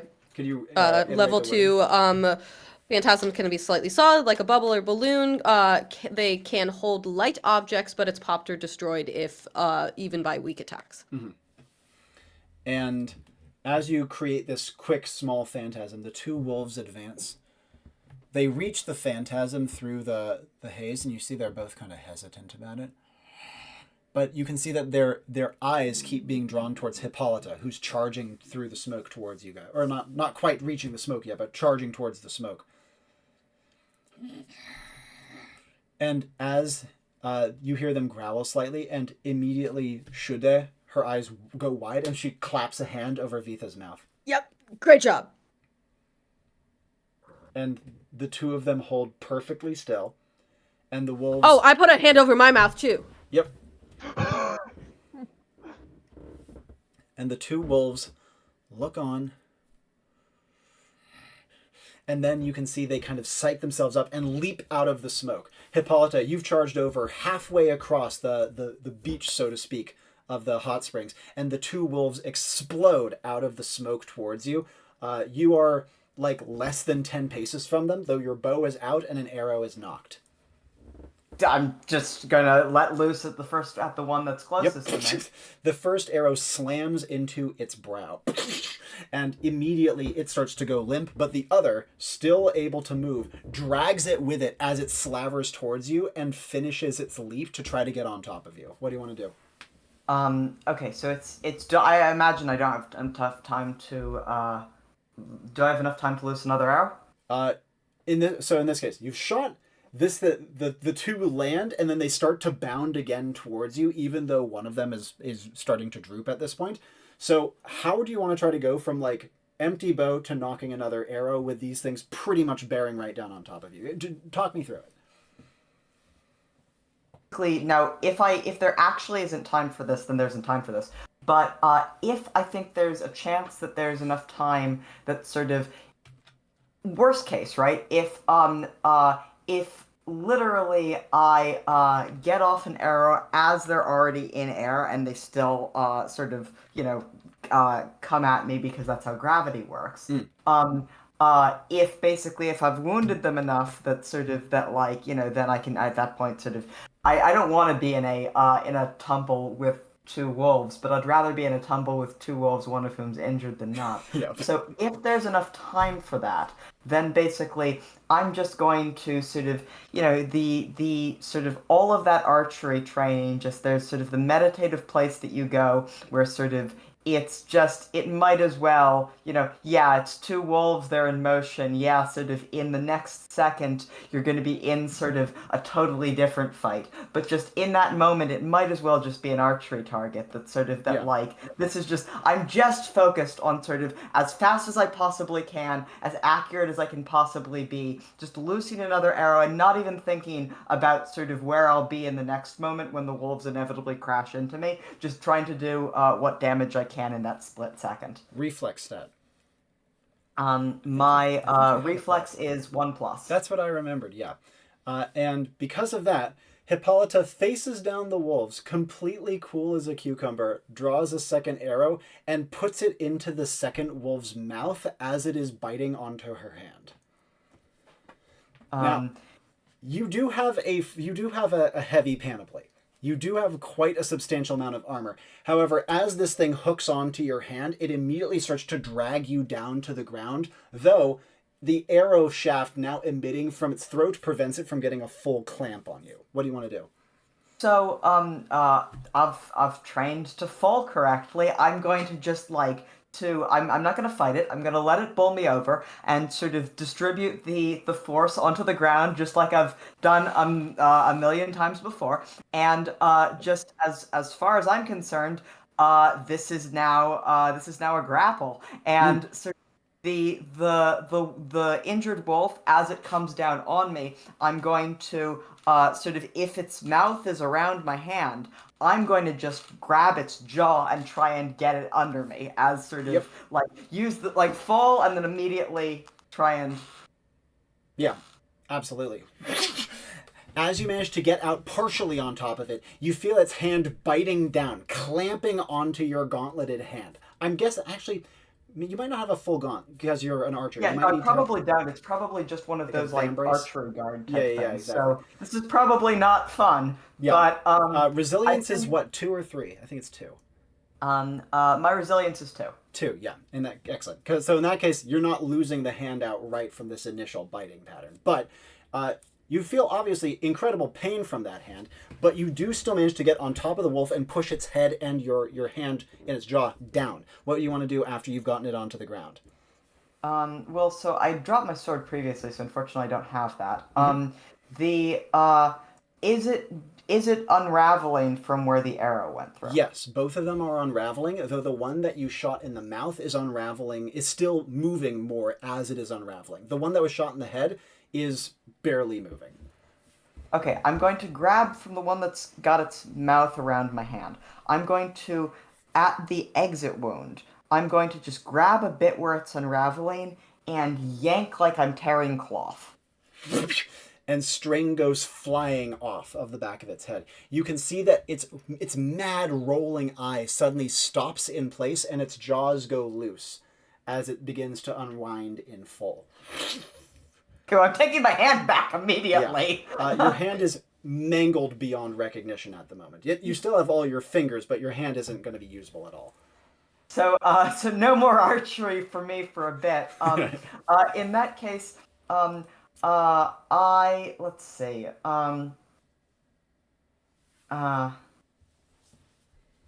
While you're thinking, Morgan, Yeah. I got to check in with him. Right. So, time for a zombie apocalypse. All right. So Morgan is going to, I think, bellow and wail in a vastly manifold voice, many voices overlaid over his own. We trusted you with the truth, and you hide? Did you think you would get away? Did you think we would just let you hurt him like that? And as he's speaking, the entire probably not pile kind of gets up in these weird jerky motions like they're being puppeted as marionettes. And they're going to run for the injured. They're going to gather up the unraveling threads. I think Morgan is going to take the single pin that he pricked himself with and then fan it out to get the benefits of Hippolyta's earlier two arms into a multitude of pins and needles, and then throw those out to the zombies who kind of catch them without looking. Now, two things. First of all, as you try to raise the dead, you feel your own magic quelled as though a hand were put on your own and your fingers closed. You see some of the dead start to try to stir, but they're quieted again. And as your hand goes up to bring the pin, you feel that that hand again is stopped in place. And you hear your own voice in your own mind saying, "Why can I do nothing to that one with the bow?"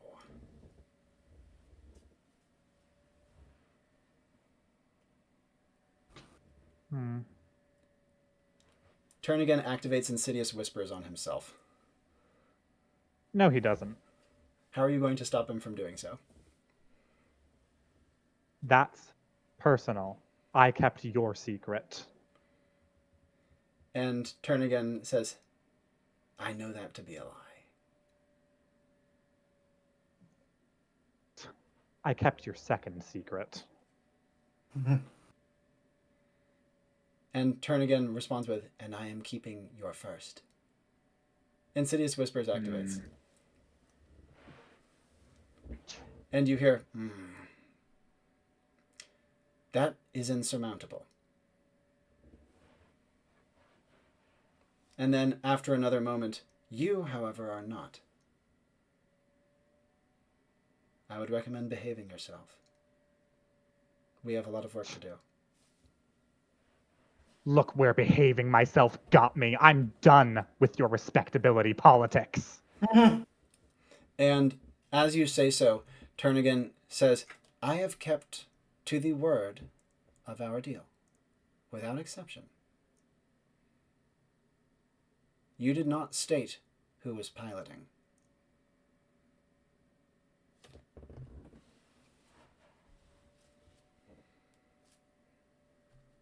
Now, behave. I have work to do."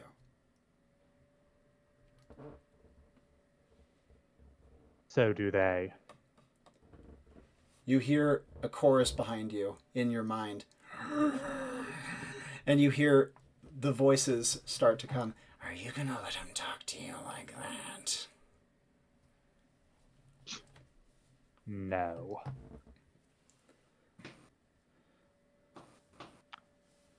The bodies. You know what I want with them.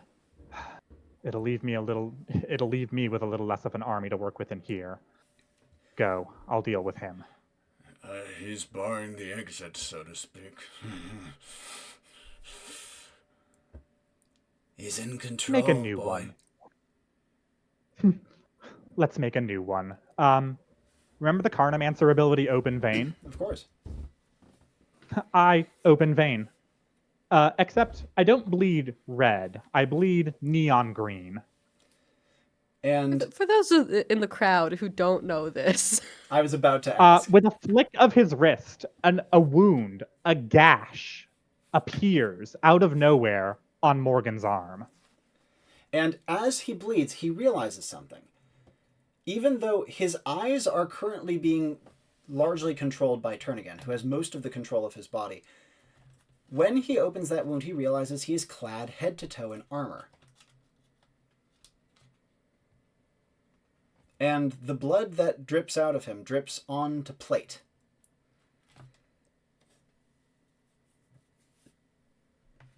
This armor came from Hippolyta's shield wall. It's amorphous.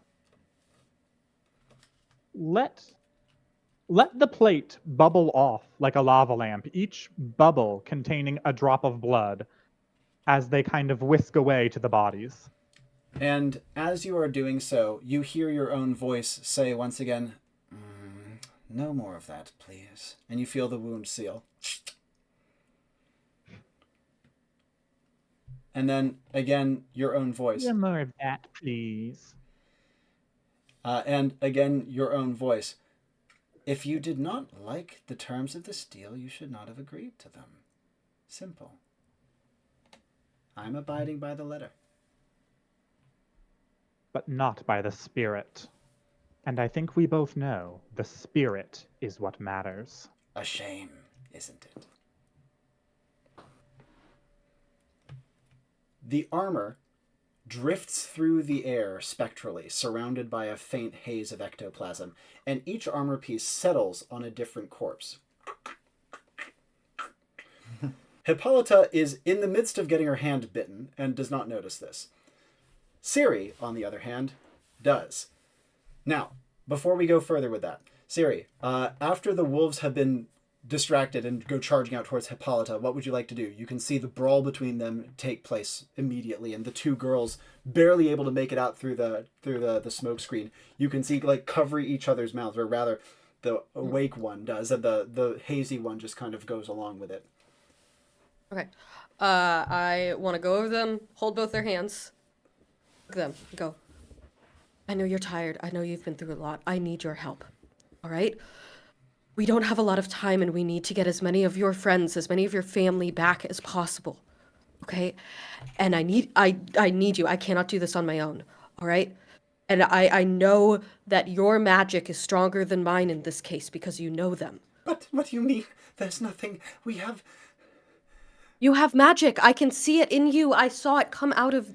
It's coming out of your friends now. It's within you. You just need to use it, and you can use it through that song that you were humming.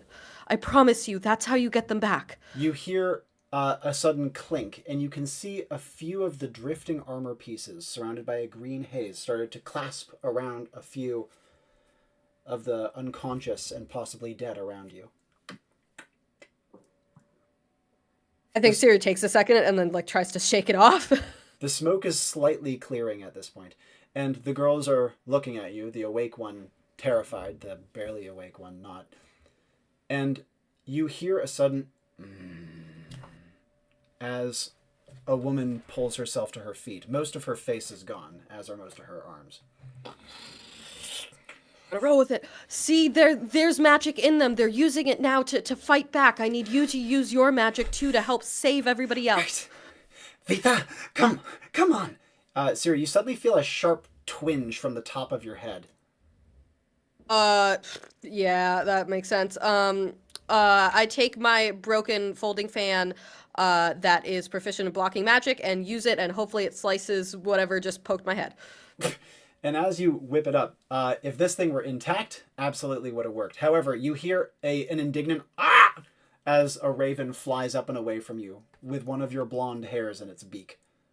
That works. I put the other fan down and take out my good one. And I as will you use do this so, in the future. you see that a long thread extends from the tip of your hair to your head. The ripped off hair, that is. I think I still have to agree to a deal at some point, so I think I'm maybe good. We'll find out, because I don't think Siri has figured out the cut the thread trick yet. I think she's behind on that information. You hear more groaning as, in some cases, heavily unwound people are getting to their feet. The girls are down around some of the less unwound people. Great. Are they doing the thing that I want them to do, please? They are trying their best. However, many of the ones who are getting to their feet with Hippolyta's armor classed to them are picking up and hauling some of the other more intact ones away from the hot spring. That's not convenient. Okay, For the record, what I wanted these zombies to do was not protect anyone, but to gather up the threads that are coming from defeated animals, and from the defeated animals mostly, and from people too far gone, but loose thread. Yeah. The thing that they seem to be doing for the first part is clearing the area. They set people out of the way and start to bundle up some of the threads that have fallen out of the dead wolves, for example. Hippolyta, this would be the point at which you become aware of the strange not zombies, but unwound individuals who are now alive and quote unquote alive and moving with pieces of your armor clasped around them, radiating green. Okay. Let's. Oh, jeez. I mean, Hippolyta's with sort of with one hand sort of mangled and sort of obliterated, and with sort of the other, I'm not exactly sure what she can do, but I think so. Does it look like? To what degree does it look like these sort of zombies are being sort of and I guess I'm not sure if animated is the right word. Does it look like the armor that they have, that's the bits on them, is load bearing, and does it look like it would help if there was more? Kind of hard to tell. They do seem to be almost guided along by the gleaming pieces. Okay. I guess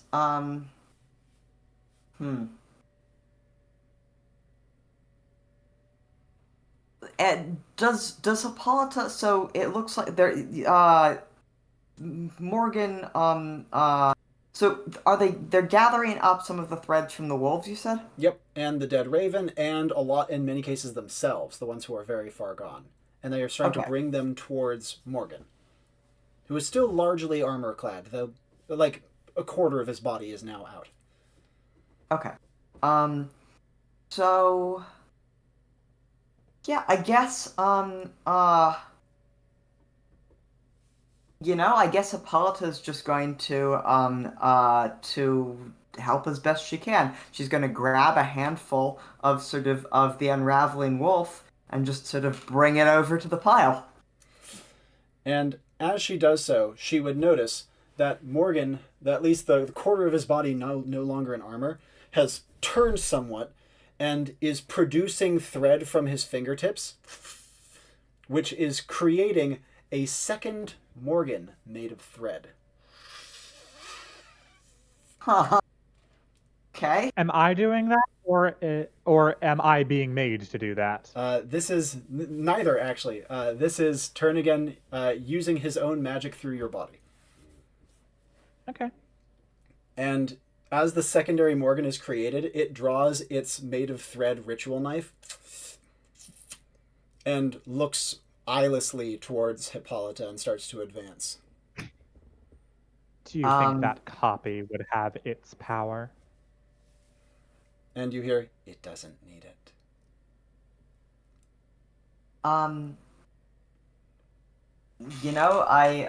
Hippolyta is at this point sort of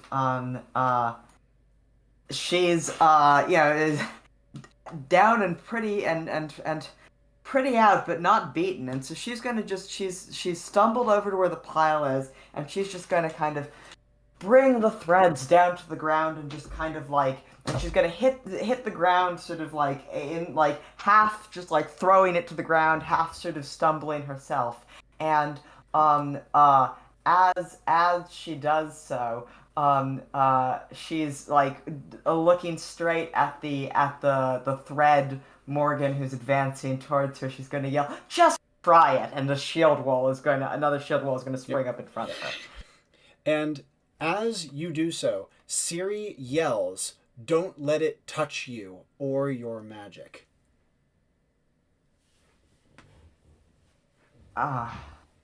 Well, on the one hand, the shield wall is, I guess, magic, but on the other hand, if I bring down the shield wall, then it would be more likely to touch the me that's me, so the Hippolyta's gonna kind of make a sort of a gesture I hear you, but I don't really know what I can do. What does Siri want to do? Yeah, can I just shout, "I didn't say that"? Possibly? Hippolyta shouts back, "I know you didn't say that. I'm not going to let it touch me." What?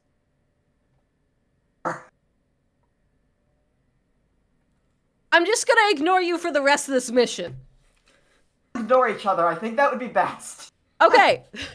And yeah, no, Hippolyta's just kind of like, it's the, I mean, you know, it's, if she's gonna have to fight this one out, then she's gonna have to fight this one out, but like, this is, I imagine, taken a lot out of her. Like, I'm not sure where she is on essence, but like, Yeah, I'd imagine that she's getting her down essence there, so. is bad. It's like high red at this point.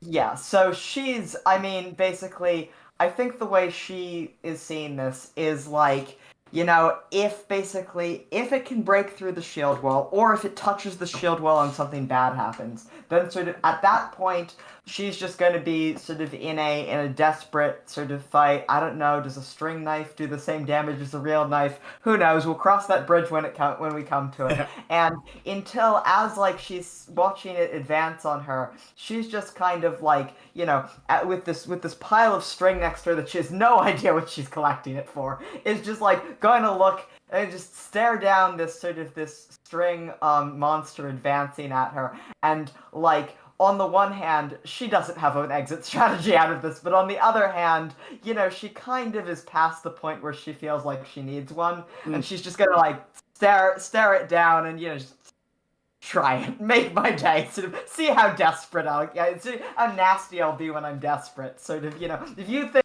sort of that I'm going to go down without a fight, even in this circumstance, you are so wrong. Siri, what would you like to do after this yelled exchange? Okay, great. My thing is, okay. How am I looking on magic? Essence is low yellow. Great. Okay. That means I have enough to veneer my little string to make it more invisible, because I don't want the crow pulling on it more than it needs to. And as you veneer, you notice that the crow looks down, like clearly confused, and drops the thread it had in its mouth. Oh shit, I'm gonna put it back up. Wait, is it better to have 2 strings or none? Well, either way, as you drop the veneer, the crow realizes it dropped it and dives down to recatch it. Okay, that'll work. Okay, I'm gonna prep my fan then. As you do so, it snaps up the thread and starts to try to fly up again. I want to hit it when it gets as close to me as I can. And it leaves a nasty gouge in it. Like almost as bad as where an arrow would have hit it when Hippolyta shot. The raven gives a nasty and drops your thread again. Okay, that's taken care of, kind of. They're the 2 girls are going and singing to the different people that are in various locations. They're trying their best, though they're also looking around at the like marching, unwound people, who are more than a little distracting. Okay, I'm gonna go over to them and, there's a thought that probably won't work. So folding fans are supposed to draw, people's attention. Yep. I have a broken one. Yep. Can I... No, actually, it would just be more efficient to not, like, bend it. Can I put the broken one on the forehead of whichever girl they're singing to right now, and hopefully that'll make them focus on that one more?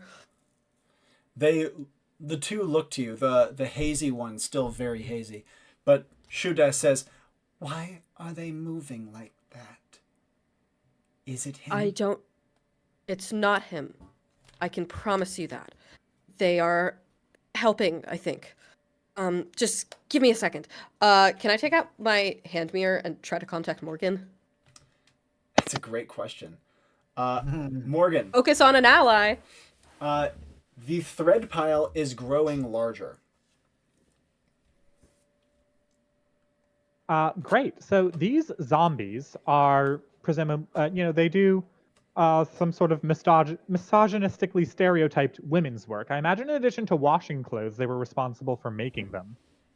Probably true. Then I'd like them to start I'd like them to start weaving this thread into a facsimile of Turnagain's true form. I want to make a sort of crochet doll of an underlying humanoid form covered by an ornately embroidered robe, and then that wide-brimmed hat with a veil. As you do so, you feel your body, or at least part of it that Turnagain has full control over, twisting around, and you hear in your mind, "Thank you. I'm glad to hear that we can work more collaboratively." as he starts to reach for the thread pile. I'm going to use Turnigan's trick now. I'd like to speak through the voices of the zombies I've possessed. Mm-hmm. They're just going to sing a work song to make this go a little bit faster. And then switching from one voice to the next in that sort of, in a kind of eerie way. But it's going to be, and by the way, I did steal this song from SoundCloud. So, bodies, am I right? They're such a pain. They're so disposable. It's hard to live forever when your outside's decomposable. But what if you could swap with just a simple hit and run? They move on and you move in, and ding-a-ling, you're done. And Siri, as you activate your mirror, ectoplasm would pour out of it, and a wailing chorus of souls would emerge from your mirror singing that song as well. But amidst it, you would see faintly Morgan's face, again wreathed in ectoplasm, as though you were looking at him through a long, like a photo camera grain. I say through the mirror, how big is your mirror? Very small, but I have two. Make it bigger.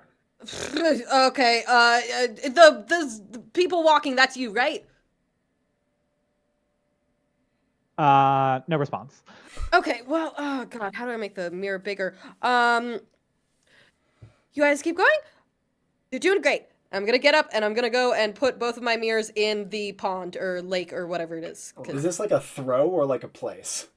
I'm gonna get up and walk over there briskly. Yep. Quickly. Yep. And then put my mirrors in the lake or whatever. What? It's not a lake. What? I don't remember what it is. It's a hot spring. So yeah, it's functionally a lake. Hot spring.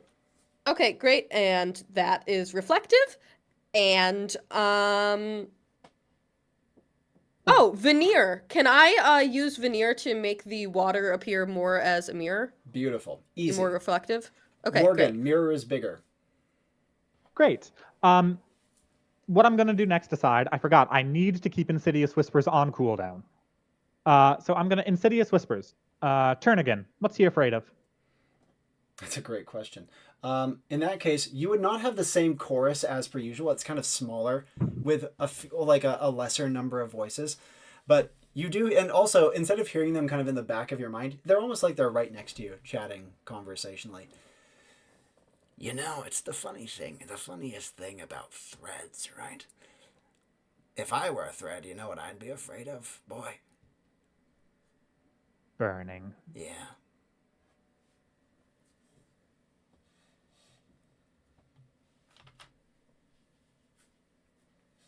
All right.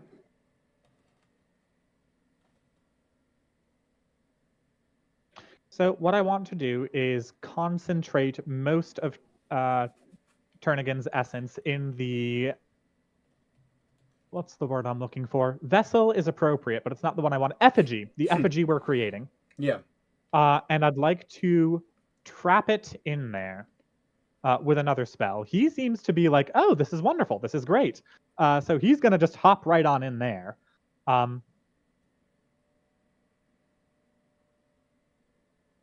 Yeah, so my zombies are going to use a spell that I've actually used before in Enclave. But anyway, first we're going to make most of this body of his. And I think he would probably wait for it to be more or less complete before trying to move with it, yeah? Yeah. It's completing very quickly, though, helped along by your greatly augmented arcane in this form. Yeah. Okay, so as these zombie ladies are getting to work, as it's nearing completion, I'd like one of them to give him a sort of a tied bracelet on one wrist and say, by knot of one, my spell's begun, and tie it in a knot. And as you do so, Turnigan says with your actual voice, not just in the back of your head, thank you, but no thank you, not right now, as he reaches over and touches the effigy. By knot of two, I bindeth you. On the other hand. As you do so, he says in your voice a little derisively, nice try. By knot of three, so mote it be, I tie the ankle. Just get the fourth over with, it's not going to work. by knot of 4, move free no more. You hear now in your own mind, in your own voice, it's cute. It's very cute, but you're out of your league.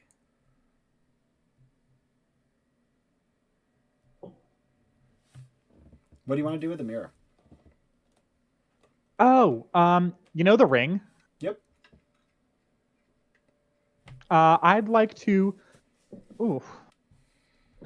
I'd like to, with a new body, whole cloth, have my hands reach out of the ring and pry my way out of the mirror as if it were a portal. Now, in this case, to Hippolyta behind her shield wall with the effigy Morgan approaching, to Siri on the shore, having just, put her mirrors into the water, you would both see a hand erupt from the water as though it were solid, as though it were liquid, and then placed as though it were solid. And then Morgan pulls himself out of the lake.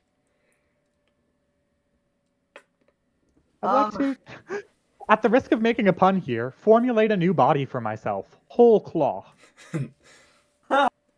And Hippolyta, you would see immediately the thread Morgan advancing on your shield wall vanishes. It collapses into a pile. And you would hear Morgan's voice from the armor-clad one, the one place where he originally was, say aloud, "Oh. Well. I'm right next to Siri now, right? Yes, you are. I'd like to plunge my hand into her body and then pull it out, drawing threads on each finger. I don't consent to that. I can't really stop you. I am sorry, Actually, but I am embracing darkness. Morgan, No, I you don't need don't. to do that because Siri's head is almost halfway unwound already. I'll do it anyway. As in, why not go for her head? I mean, if that would be easier, I'd Much still easier. like it to be much spooky. easier. Yeah. All right. I would like to activate her phantasm. I'd like to kind of marionette string, pull on the strings that I've got to her to make her move her hands to create the phantasm. And Siri would feel her hands flip into place and activate a phantasm. What is the phantasm? The phantasm is a I'm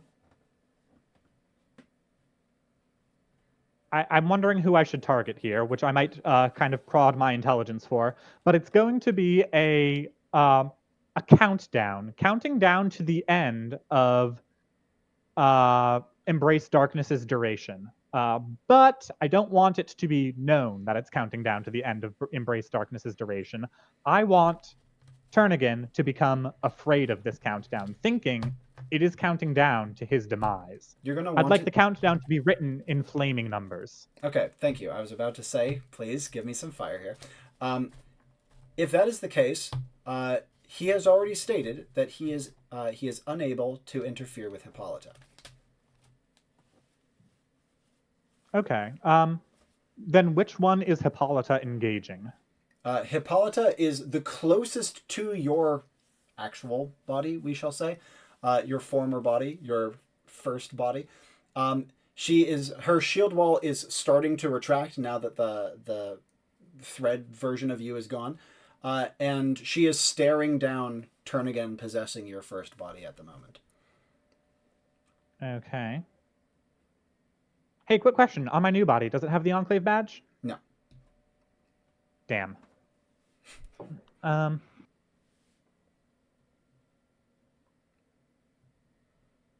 I would like to put it on, I think, either the effigy or the thread Morgan. Mm-hmm. Thread Morgan gone, so and effigy for sure. All right, then. Effigy, and I catch Hippolyta to it. And Hippolyta, from your perspective, as your shield wall is retracting, thread Morgan dissolving, the partially armored Morgan is staring towards you and staring past you. You would see the little strange thread effigy start to have great flaming numbers appear on it, counting down from 10. Your eyes would be drawn to it immediately. What do you want to do? Oh man, I am so out of my depth here.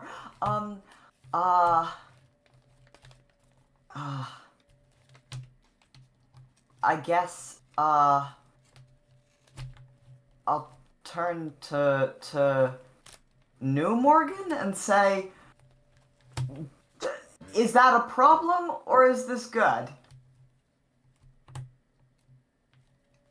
Morgan would I'm say ignoring that. out of his new body's mouth without his consent, that's very bad.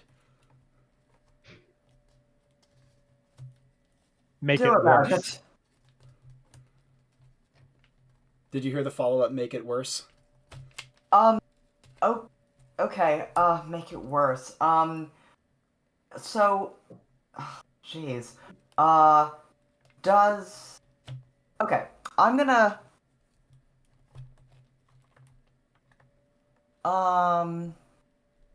okay, I'm going to, okay, so, Hippolyta, Hippolyta has to sort of, like, camp out on occasion, right? So she'd probably have, like, there's, like, in a pocket or something, like, a small, like, thing of, like, flint and steel or whatever. Oh, that's what you're going for. I'll do you one. I'll do you one better because I don't know if you would have that on your person because I think your luck is baseline if I recall correctly. Is that true? Yeah. Yeah, but the washing stations do have such contrivances. They need to, for example, be able to dry clothing, and putting them not too far away from a fire is a pretty decent way of doing that. Oh yeah, and okay, so if basically for so I'm going to and yeah, I'm very out of it at this point, but I'm gonna kind of fumble around, grab a sort of a flint and steel, and just try and sort of because did all of the threads go into the effigy, or is there some sort of just Pretty around? much all of them, but there's some loose around. Okay, I'm gonna kind of gather up some of the loose around and like tinder and sort of just try and get it going with sort of the hope that it'll then sort of As you do so, your vision would swim with images and faint bits of word and faces and more thread that doesn't look like it should be there, and wolves chasing wolves and ravens chasing ravens. Your head is swimming, and it's sometimes hard to keep your eyes open as a migraine is building in your forehead. And yeah, I mean, I think that sort of Hippolyta's, yeah, a lot of times, right, when you're exhausted, the only way out is through. It's sort of, so she's like, it's at this point, she's not doing a good job and she knows it, but under the circumstance, like, especially with like her one hand sort of trying to like, strike this is not it's not going well, but she's just gonna kind of like keep on going. And the other thing also is that like at this point it's not like she's got a better plan, right? So she's like just gonna kind of focus on doing this, and sort of every time it fails, it's just like, that's how it goes, and sort of she's just gonna keep on trying until she gets some sparks going, until something catches. The thread catches. Siri. Okay. Having She's going to try and yeah. blow gently on it and sort of try and get it to burn along towards the effigy. And Siri, having just been forced to cast an illusion against your own will, you can see Hippolyta trundling over towards one of the covered stations nearby and fetching up something that you can't quite make out.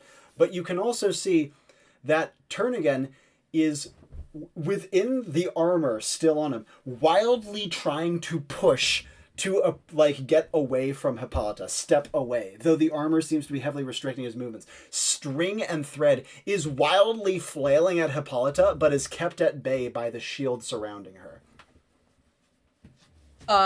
I'm so sorry. First thing, I'm so sorry, Morgan. I do backhand you. Yep. Fuck you. Do not reach into my stomach and pull out so threads. What the hell? That is so fair.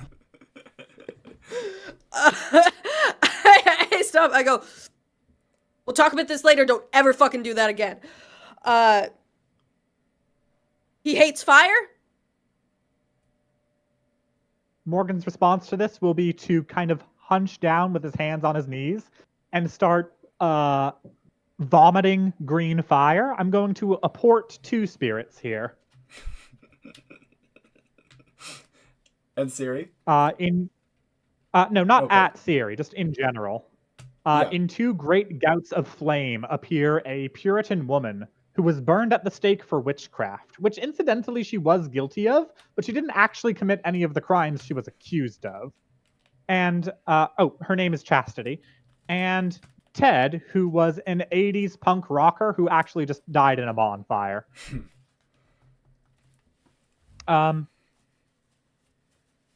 Once these ghosts appear, they're going to go over along with my new buddy, and each one of us is going to pick up one of the ritual candles.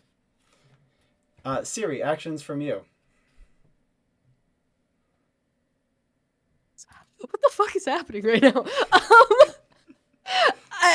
Okay. No, a Puritan woman and a dude in a mohawk and a leather jacket have both appeared. Okay. They're also ghosts. I want to make this aware. I know what's happening. I don't know what's happening. That is the situation we're with. I get it. I don't. I know what's happening, but not why. Yeah, I'm gonna take a step back, hold up my hands, and then just sidestep back over to the ladies, cause no, just everything about you, no, I'm sorry. One of them looks to you, looking excited, and says, "Look, we have." Oh. I'm gonna be fine. I'm also magic. But. I know. Just keep going. You got this. All right. I also don't know, and I don't want to. You hear a sudden yelp in Morgan's voice. I look over. And Hippolyta has lit the strange thread effigy in front of Armor Morgan alight. It goes up immediately. Oh, as Chastity walks across the surface of the water, can she begin to transmute it into lamp oil? Oh God.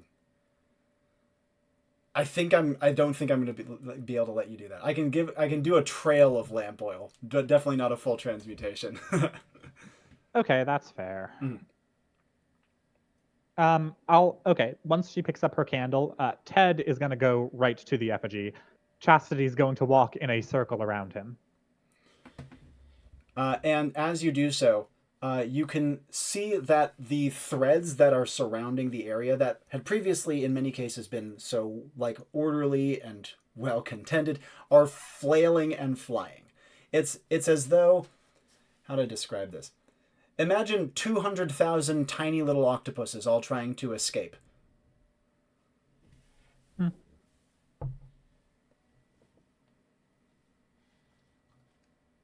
And what would Morgan like to do?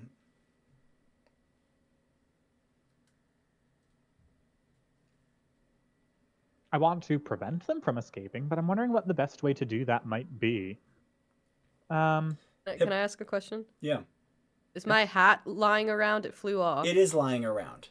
The bird that was carrying it was shot. That could help, potentially.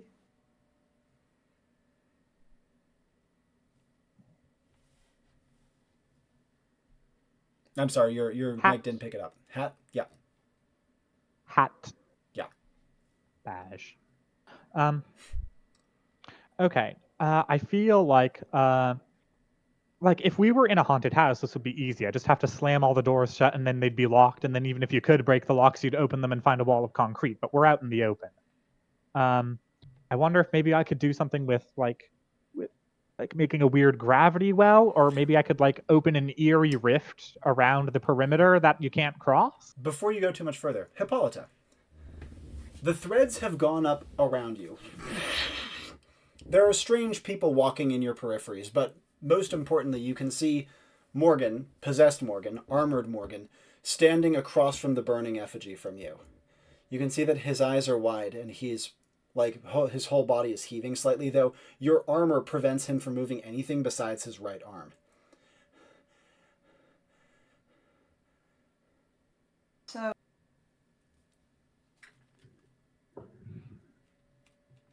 now, Hippolyta's at this point, I would say, more than slightly delirious. Very delirious. And so, I think where she's at is,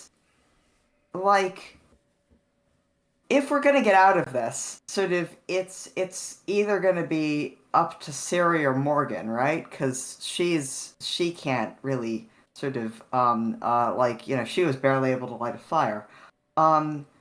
She does, But however, note that while she is pretty much standing in the midst of the fire, it is not touching her whatsoever because of the shadowy shield around her. so yeah, I was getting to that. So the in her sort of like kind of delirious state, she remembered Morgan sort of doing that shadowy thing around her, and she has just like this vague sense of like, I don't know, maybe sort of like it's Morgan and Siri are both trying something, and the enemy is ahead of me, and Morgan had, put something on me. Maybe I just need to be sort of where the enemy's at, and she's just gonna kind of like get up and stumble towards him. As you do so, you see him try to take a step back and then another, but your armor is impeding his movement heavily. And at that, Morgan's voice sort says, "Please wait, please wait." of, far too late to wait, and she's gonna keep stumbling forward. And as you get within 2 paces, more sharply, "No, no." She's going to reach out her hand, and she's going to grab Morgan in his face, and she's just going to sort of try and take him down with a grapple. And though delirious, her strength has not left her. And with a very easy heel lock, she can take him down to the ground with a single movement. The armor that is on him makes it, not only impossible for him now to get up, but also makes him drop like a brick and hit the packed earth around the hot spring. And as she does so, what does she want to do? Oh,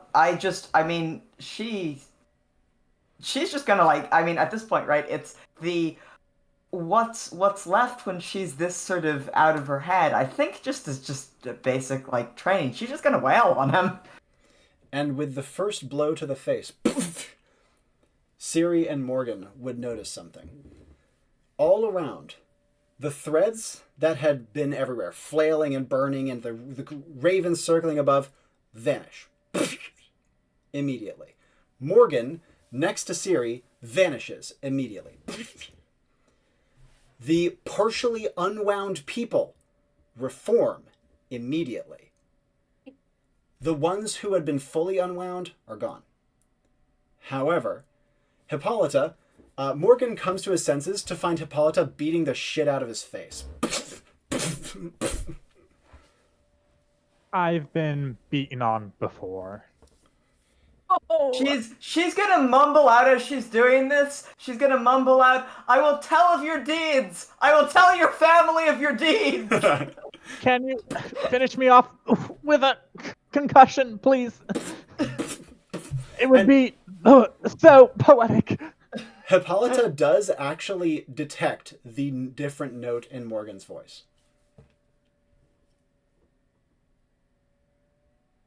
We So then can't she's fucking gonna quit. collapse. That cut out. Yeah, what'd you say at the beginning? Say that again. It cut out. She's gonna say, "Praise be to the goddess," and she's gonna collapse. When Mirror Morgan vanished, can his candle have fallen to the ground in Chastity's lamp oil trail? Yep. And though your ghosts would vanish as well, as with the ones that were possessing the corpses, so to speak, the last sign of all of this is, especially for Siri to see, is a great like fire would go up over the water like an oil slick catching a blaze that would last just for a couple moments before subsiding again. She feels arms at her sides as the now 3 awake girls are hiding around her, clinging to her.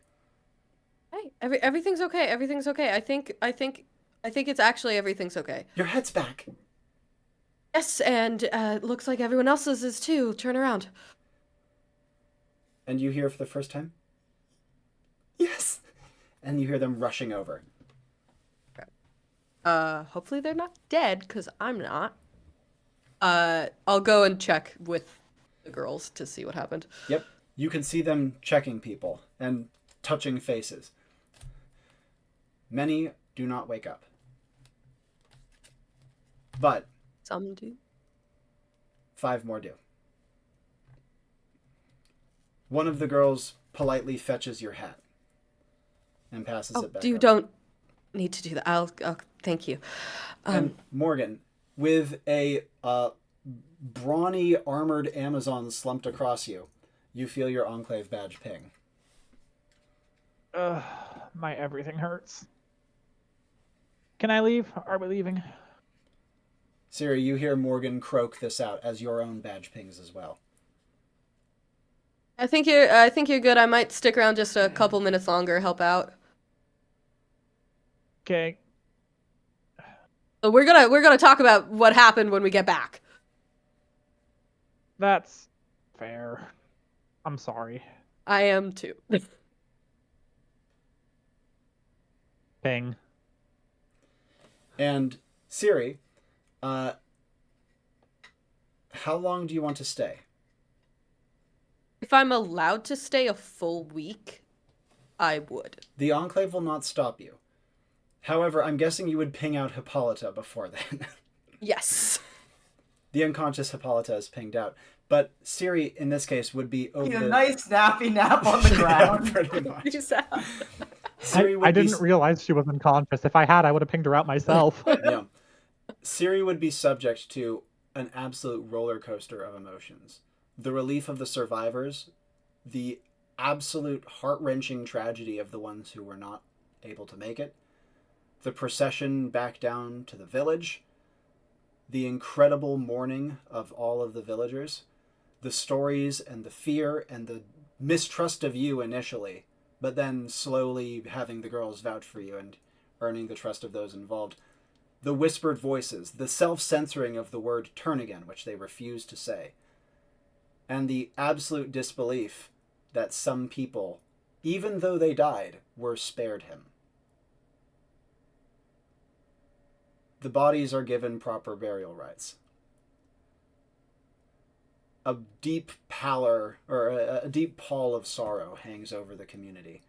Though, after you earn their trust, they thank you for it. They are poor, and don't have much to their names, but they try to present you with gifts. Yeah, no. Absolutely not. And after a heavy, difficult week, we can have you ping out.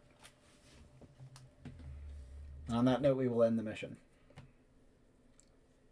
What? What the hell happened? See, Oh man, I am glad I didn't die. I was super confident I had a really tight design, and then Morganed all over the place. So, As I am wont to do. so of note, Look, I love Turnigan as a villain. The way he disrupts our ability to communicate as a team is something that is, on a strategic level, very scary. see, that was like, the the main aesthetic- fun thing, right? Like, I will say though, Turnigan was able to just be punched in the face, which is why I was hoping Hippolyta would be able to like do that. And then he was also able to be tricked. Like when you were initially talking about that, I was like, nice, they're on the right track. Because I wanted to make sure that Siri wasn't like left high and dry. But of course, I knew Morgan would be the wild card. I just was like designing the villain to make sure everyone could majorly contribute, because I knew Morgan would figure out some shit to do. This is like Greg's bread and butter, right? So like, but yeah, the main thing that I wanted to play with him was fuck around with your communication and make it so that Insidious Whispers was way more dangerous. Because I thought that the combo of him using your words and also Insidious Whispers together could be super fun. Because, as you may note, he activated Insidious Whispers twice, and I was debating using one of your own voices to spread the secrets that he learned to each of you. Which I thought would be very fun and do the corruption effect. But, didn't end up doing that, and ended up being an absolutely fucking enormously wild thing instead. Yeah, it's... I did love coming up with the strategic idea of like, okay, I just have to keep burning Insidious Whispers as soon as it comes off cooldown so he can't use it anymore. That was so smart. That was fantastic. In case it wasn't obvious, the focus words I'm hoping are pretty self-explanatory. Again, Complex Laundry, Hauntingly Charismatic, and Cerberus.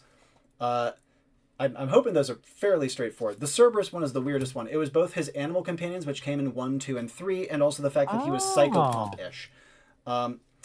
I thought it was going to be the way he spoke out of multiple heads. That was part of it too. So there was a couple of pieces that tied into play, but I got the animal companion idea from the Cerberus focus word. Complex Laundry also ties into another thing, because the fact that it was dealing with washerwomen, you may have heard of a Celtic myth called Les Lavandières, which is the washerwomen, which is a psychopomp myth about 3 old crones washing clothes in a ford, which factored into the overarching design as well. So, but yeah, if you were wondering why the fuck were we dealing with like women washing clothes, that's why. I was going off of that myth. Robbie, the thread thing was freaky as fuck. Good. The Halloween flavor was strong there. No, like it's hard. Like Coraline is like, you know, very haunting and sort of the type of thing that, like, if you sort of read or watch at an impressionable age, sticks with you forever. This was so much worse than Coraline. Yeah. Couple of quick highlights from me. Siri, mirror communication, fucking tight, excellently done. That was really, really, really sick. I intended, as you may have noticed, that the fans would be very effective against a lot of these enemies. You giving one to Morgan could have been so fucking sick if he had capitalized a little more on it, but I see why you did it. Second thing, your viewpointing was well-timed as always. You did a good job of finding him in the first place, and a good job of monitoring that. But also, special shout out to you describing your smoke bomb as being like a cross-stitch thing. That was actually really, really cool, because it kind of like melded with his worldview and made you guys able to see through it better while fucking around with his vision a lot more. So that was really, really sick. I liked that play a lot, actually. Let me think. There's a couple other big ones. Also, there were a number of ways to wake them up, but I was trying to make sure you didn't need to wake them up. Because as you saw, like, there were ways to, like, communicate with their spirits. And while they were, like, defiant, yeah, I was hoping that things like trying to tap into their past and learn their names, that was exactly what I was hoping you guys would try to do. I think that Siri ended up figuring out the pattern really nicely. I thought that using their own work music and stuff like that was a very clever hook, as was using the sounds of their work, like the washboard, to tie in with your manifestation. That was tight as well. So yeah, a lot of really cool pieces. I hope it didn't feel like I left you like completely fucking high and dry. This one threw me for a loop, but I really liked a lot of the stuff that you did, and I hope that you saw like kind of the threads that I was hoping to lay down for you on this one. Threads. Now. No pun intended. No, it was great, and I really liked it. Siri kind of went off and did the people stuff, which is what she does, so I was very happy with that. Indeed, yeah. Okay, Hippolyta. That was great. First of all, the shield wall, 2 arms to like put Morgan in armor was fucking huge. Because, as was mentioned, he couldn't mess with you, and as such, that actually effectively just pinned him. That was really, really smart. And that was when we got into like the weird esotericism stuff, right? I think I'm like 100% certain that I have you to thank for me not being taken out by this mission. Oh yeah, you were completely utterly boned. But the fill the No, void I on was like, we're gonna just. You were 100% dead, dude. yeah, the fill the void on Hippolyta was an incredibly necessary play, but very good. The bow work was quite good too. I liked your target prioritization. I was trying to make it such that the animals, as you noted, the animals were picking people off when you guys weren't looking. And because so much of your attention was very focused on other things, right? And my hope was that the animals would be like a threat that you would be scared of, not because they would come for you, but come for like the other people, right? The way that you fought them kind of reaffirmed to me that was the right play, because you kind of fucking trivialized it. So I wanted to... I'm glad I didn't have them just rush you at the beginning. That would have been a bad move. So yeah, that was tight. Also, I don't know if you noticed this. Your sword was very good against the threads, and that's because the bastard sword has a anti-magic property. That I was why thinking early about on I was that, yeah. relying more on the sword than the Yeah. bow, but then as soon as it went long range, then I was like, well, I guess sort of I'm gonna Yep. be doing that. I so- wanted to make sure, like, your target prioritization with the bow was awesome. I wanted to make sure the sword was useful, but the bow was still, like, your main thing, and so hence flying enemies and fast enemies. Yeah, but when it comes to the threads, I knew you'd be able to do stuff with that. So that was sick. And then also, a couple of very tight Garethingses. I think if the trick with the Garethingses you did, they were good, but you locked yourself into kind of a complicated paired action that was hard to sustain. So they tended to be short, but very effective for being short, you know? I feel like sort of this time around, like the sort of the kind of one thing with sort of with Thane characters is sort of they're I feel like easiest to play, but in some cases sort of least interesting to play when there's like one standard objective and it's just like sort of driving towards that. And this there was like a lot of different things going on. There were a So lot. like it felt sort of I felt like I was using the abilities a lot more situationally than sort of, but that was really interesting. It was a lot of fun. I agree. I was trying to spread your attention as much as I could. And yeah, I'm very attention was spread. Yeah. And lastly, Morgan. Well, golly fucking gosh. I guess I should have imagined some shit would go down. First of all, your Insidious Whispers control was sick. The fact that you picked up on that was so tight. I loved that. I genuinely fucking loved that. And this is amidst a lot of other very intense, cool plays.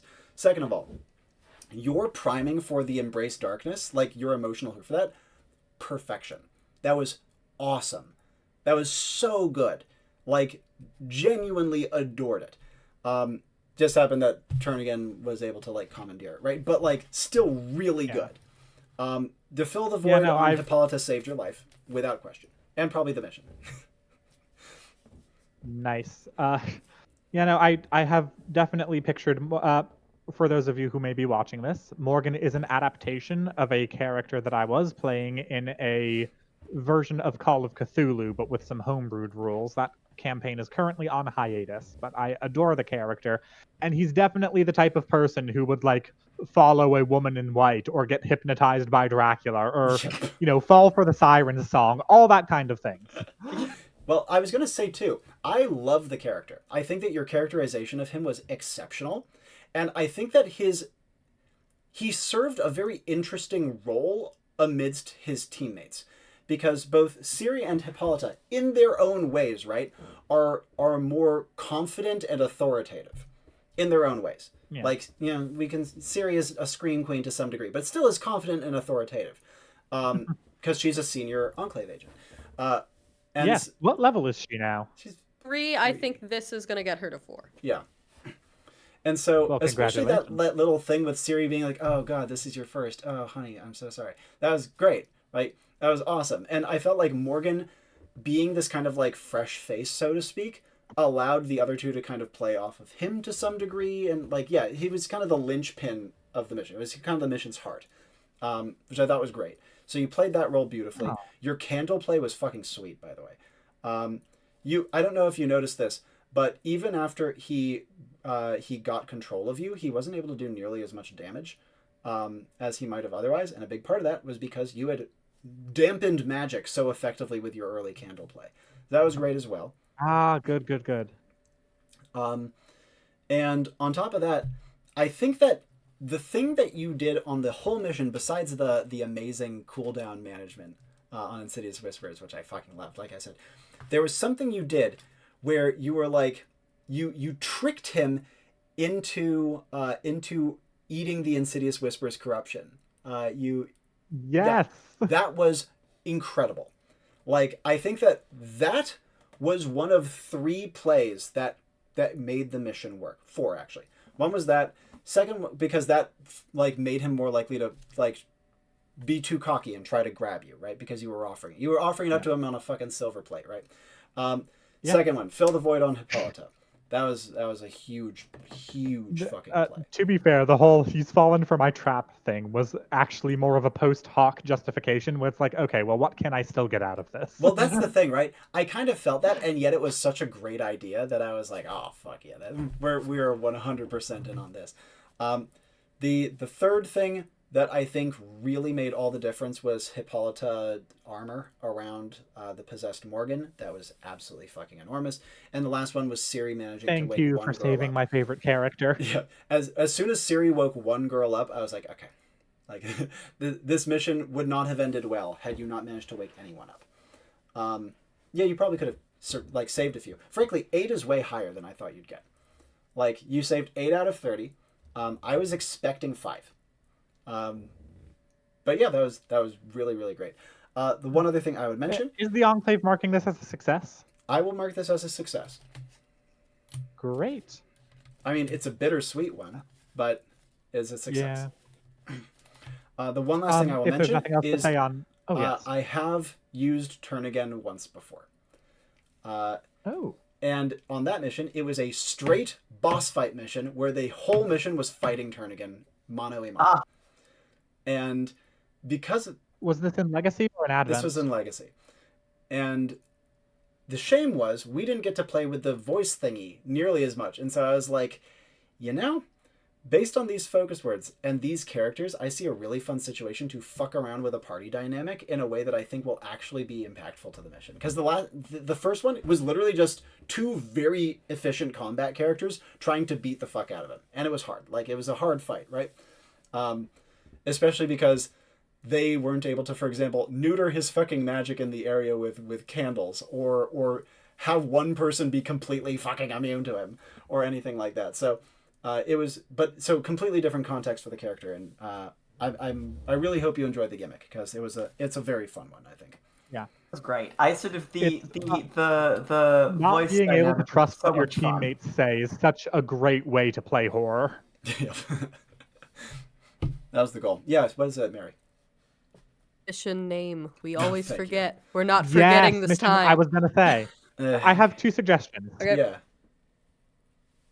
That one based on a popular turn of phrase, "Turnabout is fair play" to "Turn again is fair play," and a second one, "Psych a pompous asshole." That's quite funny. Jeez. Also, of course, open to other suggestions.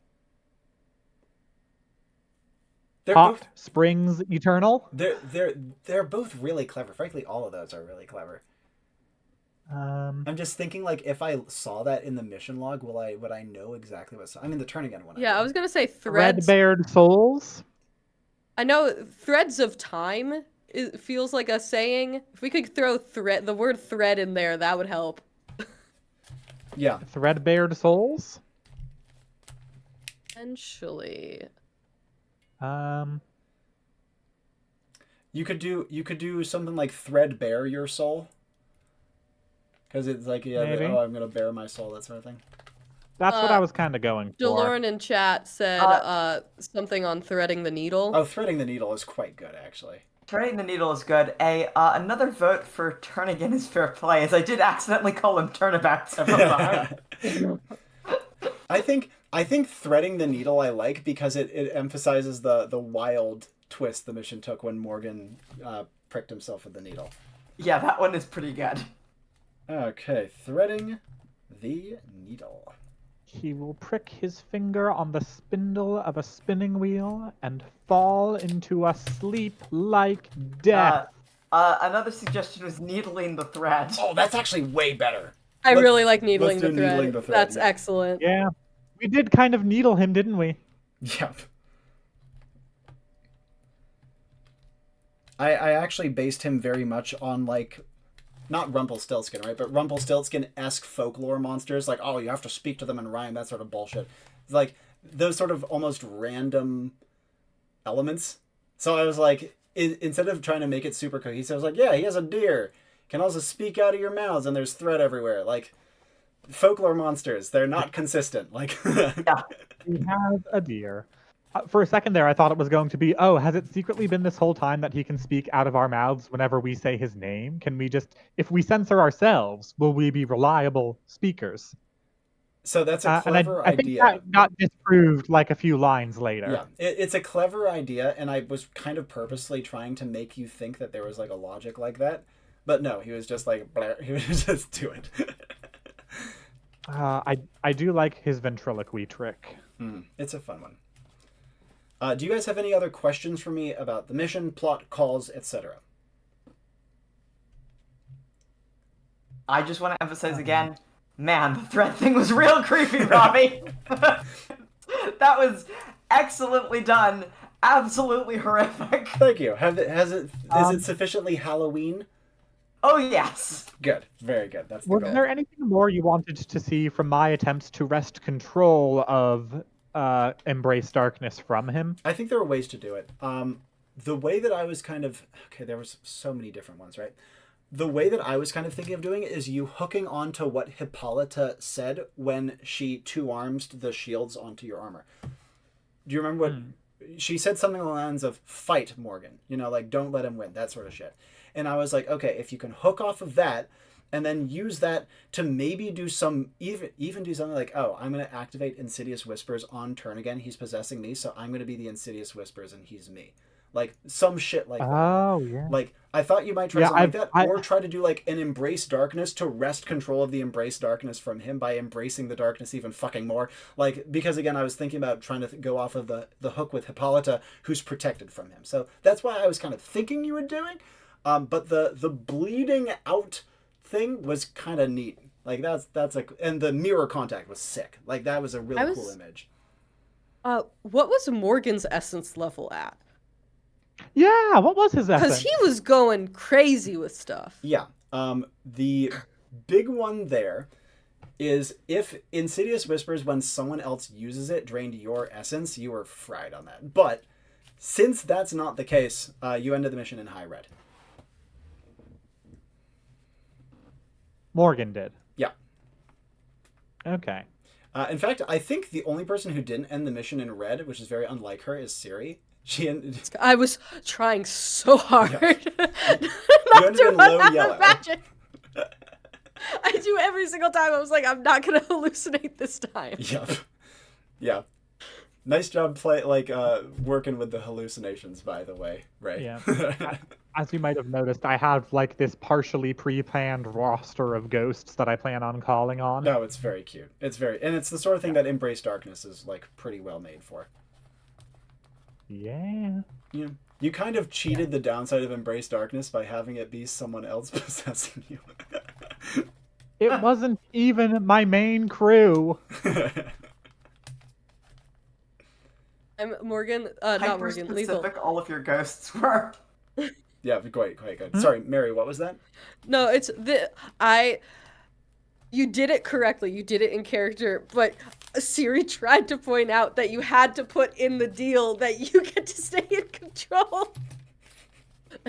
See, I was thinking Morgan wouldn't codify in the deal that he has to stay in control at all times, but he would get a vote amongst all the other ghosts when he was embracing darkness. Oh, that's... He would be part of that. He would be part of that conglomerate. Yeah. You gotta put that government into a law. The wild Yeah, thing but about then he staged a coup, and I'm like, not cool, buddy. even if you had phrased it precisely like that, thread around turn again would have still won, because he has so many ghosts of his own, so to speak. He outvotes you. Oh yeah. He does outvote me. Rough.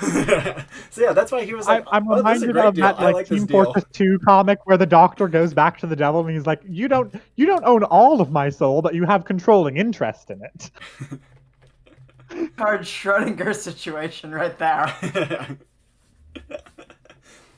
Okay, I think that we've said all that we can say for now. I mean, I could talk about this mission for a good deal longer, but to not keep you all up so late, thank you so much for taking the time to play. I hope it has been fun. It has certainly been a wild one. So fun. And I sincerely hope you've enjoyed. Let's outroduce ourselves. If you have any final thoughts, Mary, Ray, Lethal, in that order. Take it away.